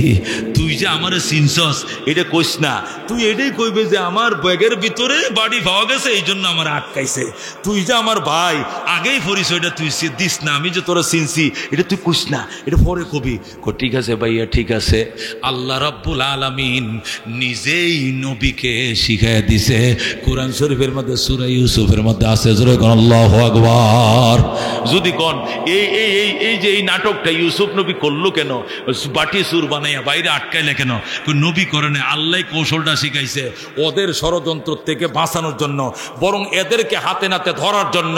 একটা নবীকে তোমরা মিথ্যা বলে বাগে খাইছে বইয়া কেন তোরা পানিতে ফেলে দিলে? এদেরকে হাতে নাতে ধরায় দেওয়ার জন্য আল্লাহ রাব্বুল আলামিন পয়গম্বর ইউসুফকে শিখাই দিয়েছে, যেরকম আল্লাহু আকবার। এখন তারা 10 ভাই রওনা করছে, সাথে মা বাবা আছে, আইতেছে। ইউসুফ আলাইহিস সালাম সুন্দর করে স্টেজ করছে, স্টেজ করে ফ্যান্ডেল করছে। ফ্যান্ডেলের মধ্যে 11টা চেয়ার সাজাইছে, 11 ভাই বসবে। 2টা চেয়ার সাজাইছে মা বাবার জন্য, 11টা চেয়ার সাজাইছে 11 ভাইয়ের জন্য। নিজের জন্য আলিশান সিংহাসন, পুলিশ দিয়া উষ্ণ সংবর্ধনার জন্য লাল কার্পেট বিছাইছে। রাজ পরিবারের সদস্যরা সব, মন্ত্রী পরিষদ সব আছে। ইউসুফ আলাইহিস সালাম বসে রয়েছে। ওই বিলফাতারে মরুভূমিতে ইয়াকুব নবী আইতাছে অনেক দূর থেকে, যেখান থেকে মানুষ চোখে দেখে না। এই নতুন চোখ আল্লাহ তারা এত পাওয়ার দিছে, আমরা যারা দেখবো না, মনে করেন সে বাটাজুর বাজার থেকে হযরত ইয়াকুব আলাইহিস সালাম দেইখা ফেলাইছে, ওই আমার ইউসুফ বসে রয়েছে সিংহাসনের মধ্যে, যেরকম আল্লাহু আকবার। তোরা ষড়যন্ত্র করছস, আমার ইউসুফ ওই বইসা রয়েছে চেয়ারে। ইয়াকুব আলাইহিস সালাম দূরে রওনা করছে। হযরতে বিনিয়ামিনকে ইউসুফ আলাইহিস সালাম ছেড়ে তুইও যা, যাইয়া 11 ভাইয়ের সাথে তুই সংযুক্ত হ।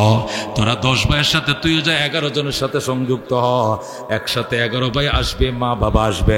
ইউসুফ আলাইহিস সালাম বাবাকে আগায় নেওয়ার জন্য মন্ত্রী পরিষদ নেওয়ার সামনে ইস্তেকবালের জন্য যাচ্ছে। ইউসুফ আলাইহিস সালামের সামনে আইসা ইয়াকুব আলাইহিস সালাম এবং তার স্ত্রী সহ 11 সন্তান সহ ডাইরেক্ট সিজদার মধ্যে পড়ে যায়, আল্লাহু আকবার। হযরত ইউসুফ আলাইহিস সালাম বলে, বাবা আমার সিজদা করো, কোন সিজদা করবা আল্লাহকে, যেরকম আল্লাহু আকবার। আমার সিজদা করিও না, সিজদা গায়রুল্লাহকে করা যায় না। ইয়াকুব আলাইহিস সালাম কো, বাজান আমি আল্লাহর নবী, আমার শিখাইতে হবে না। তুমি যখন ছোট ছিলাম তখন তুমি স্বপ্ন দেখেছিলা, ইন্নী রাআইতু আহাদা আশারা কাওকাবান ওয়াশ শামসা ওয়াল কমারা রাআইতুহুম লি সাজিদিন। তুমি মনে আসেনি ছোটবেলায় বলছিলে, আব্বা আমি ইউসুফ স্বপ্ন দেখছি 11টা তারকা আর চন্দ্র সূর্য আমারে সিজদা করে। 11টা তারকা মানে তোর 11 ভাই, চন্দ্র সূর্য মানে তোর বাবা মা। এই ছোটকালের স্বপ্ন আজকে 30 বছর বয়সে তোর জন্য বাস্তবায়ন করলাম, আল্লাহু আকবার। হযরত ইউসুফ আলাইহিস সালাম তার আব্বা আম্মাকে এনে সিংহাসনে বসাইল এবং মিশরবাসীদেরকে সামনে নিয়ে বক্তব্য দিলেন। ইউসুফ আলাইহিস সালাম বললেন, প্রিয় মিশরবাসী, আমার জীবনের উত্থান পতনের গল্প আপনাদেরকে শোনাই। আমার বাড়ি ছিল মিশরে, আমি ইয়াকুব নবীর সন্তান, আমার বাবা ইয়াকুব নবী, আমার দাদা ইসাক নবী, আমার বাবার দাদা হযরত ইব্রাহিম নবী, আমি পয়গম্বরের বংশধর। আমার এই 10টা ভাই আমার সৎ ভাই হওয়ার কারণে আমার প্রতি হিংসা করে আমাকে কুয়ায় ফেলে দিয়েছিল। সেখান থেকে ওই মালেকের বালতিতে উঠে আমি মিশরে আসছি। আজিজে মিশর আমাকে কিনে নেয়, সেখানে দীর্ঘদিন লালন পালন করে লালিত পালিত হই। সেখান থেকে মিথ্যা অপবাদ দিয়ে জেলে পাঠানো হয়। জেল থেকে 8 বছর পরে মুক্তি পেয়ে সংসদে যাই। দুর্ভিক্ষ মোকাবেলার জন্য আমাকে মন্ত্রিত্ব দেওয়া হয়। যখন আমি রিলিফ করে দিই সমস্ত দেশের জন্য, তখন আমার ভাইরা প্রথম আসে রিলিফ নিতে, পরে আমার ছোট ভাইকে আনাই, এরপরে ছোট ভাইকে আটকায়াম, বাবা মারে আনছি। পৃথিবীকে বোঝানোর জন্য সত্য কোনোদিন চাপা দিয়ে রাখা যায় না। সত্যর বিজয় একদিন হয়, আর অসত্য সারা জীবন মাথা নত করে থাকে। কতক্ষণ ঠিক কিনা? আল্লাহ মক্কা বিজয়ের পরে বলছিলেন ওকুল জাআল হাক্কু ওয়া যাহাকাল বাতিল ইন্নাল বাতিলা কানা যাহুকা।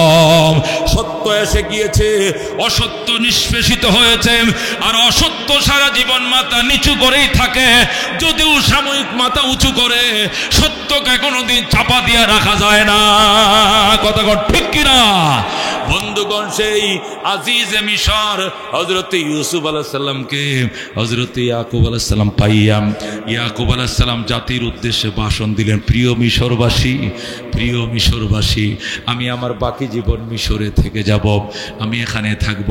আমার 10টা ছেলের জন্য আমি আল্লাহর কাছে ক্ষমা চাই, আল্লাহ যেন আমার 10টা ছেলেকে মাফ করে দেয়, আমার ইউসুফ বিনিয়ামিনকেও মাফ করে দেয়।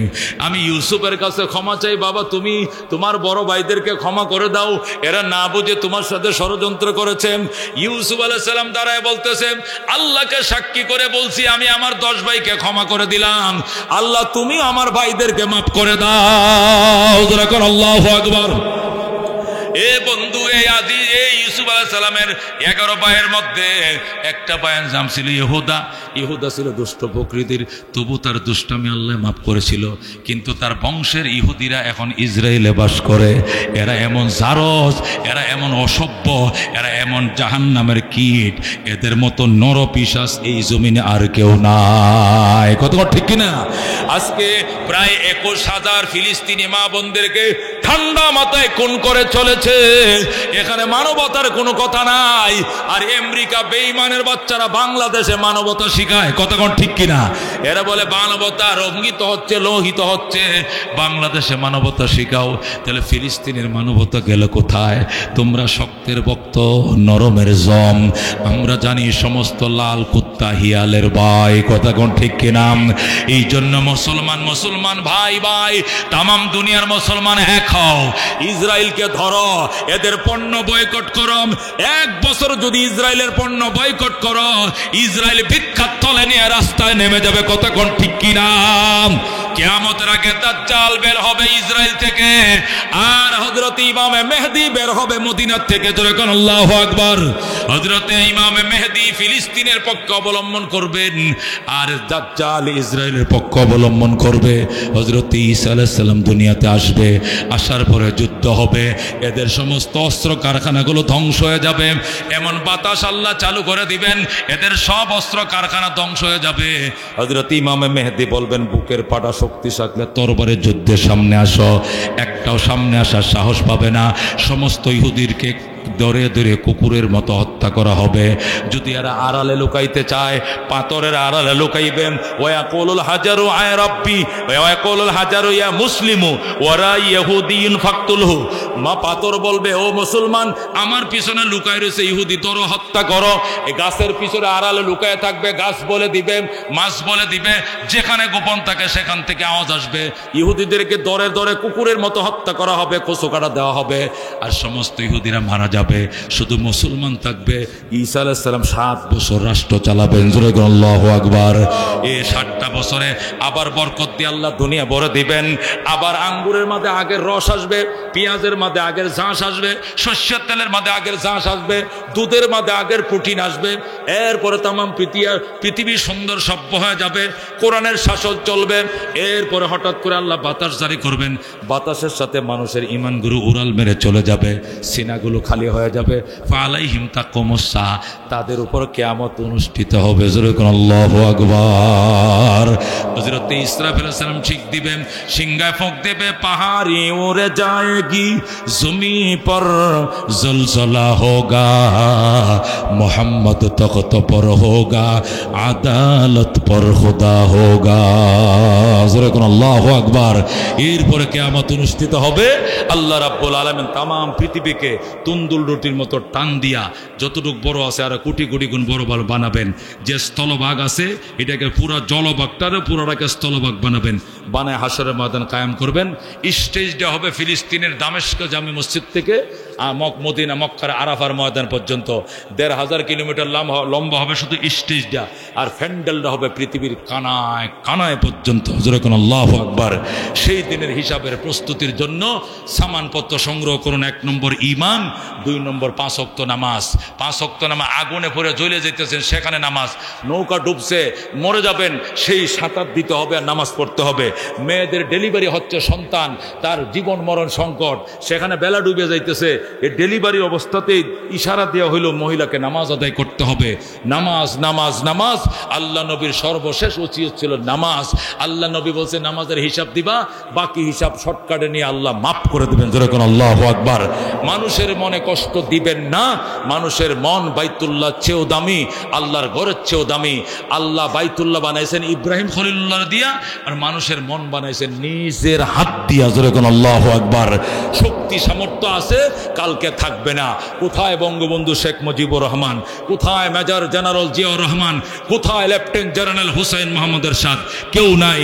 কবরে গাছ উঠছে, ছাগল চড়ে, তাড়ানোর ক্ষমতা তাদের নাই। কতক্ষণ ঠিক না ঠিক? এ দুনিয়াতে কাউকে আল্লাহ থাকতে দিবেন না। মায়ার বাঁধন চিরে চলেই যেতে হবে, চলে যাইতে হবে। জীবনের হিসাব নিকাশ দিয়া আল্লাহ থেকে জান্নাতের সার্টিফিকেট নিয়ে জান্নাতের মেহমান হওয়ার তৌফিক দান করে। জোরে কোন আমিন।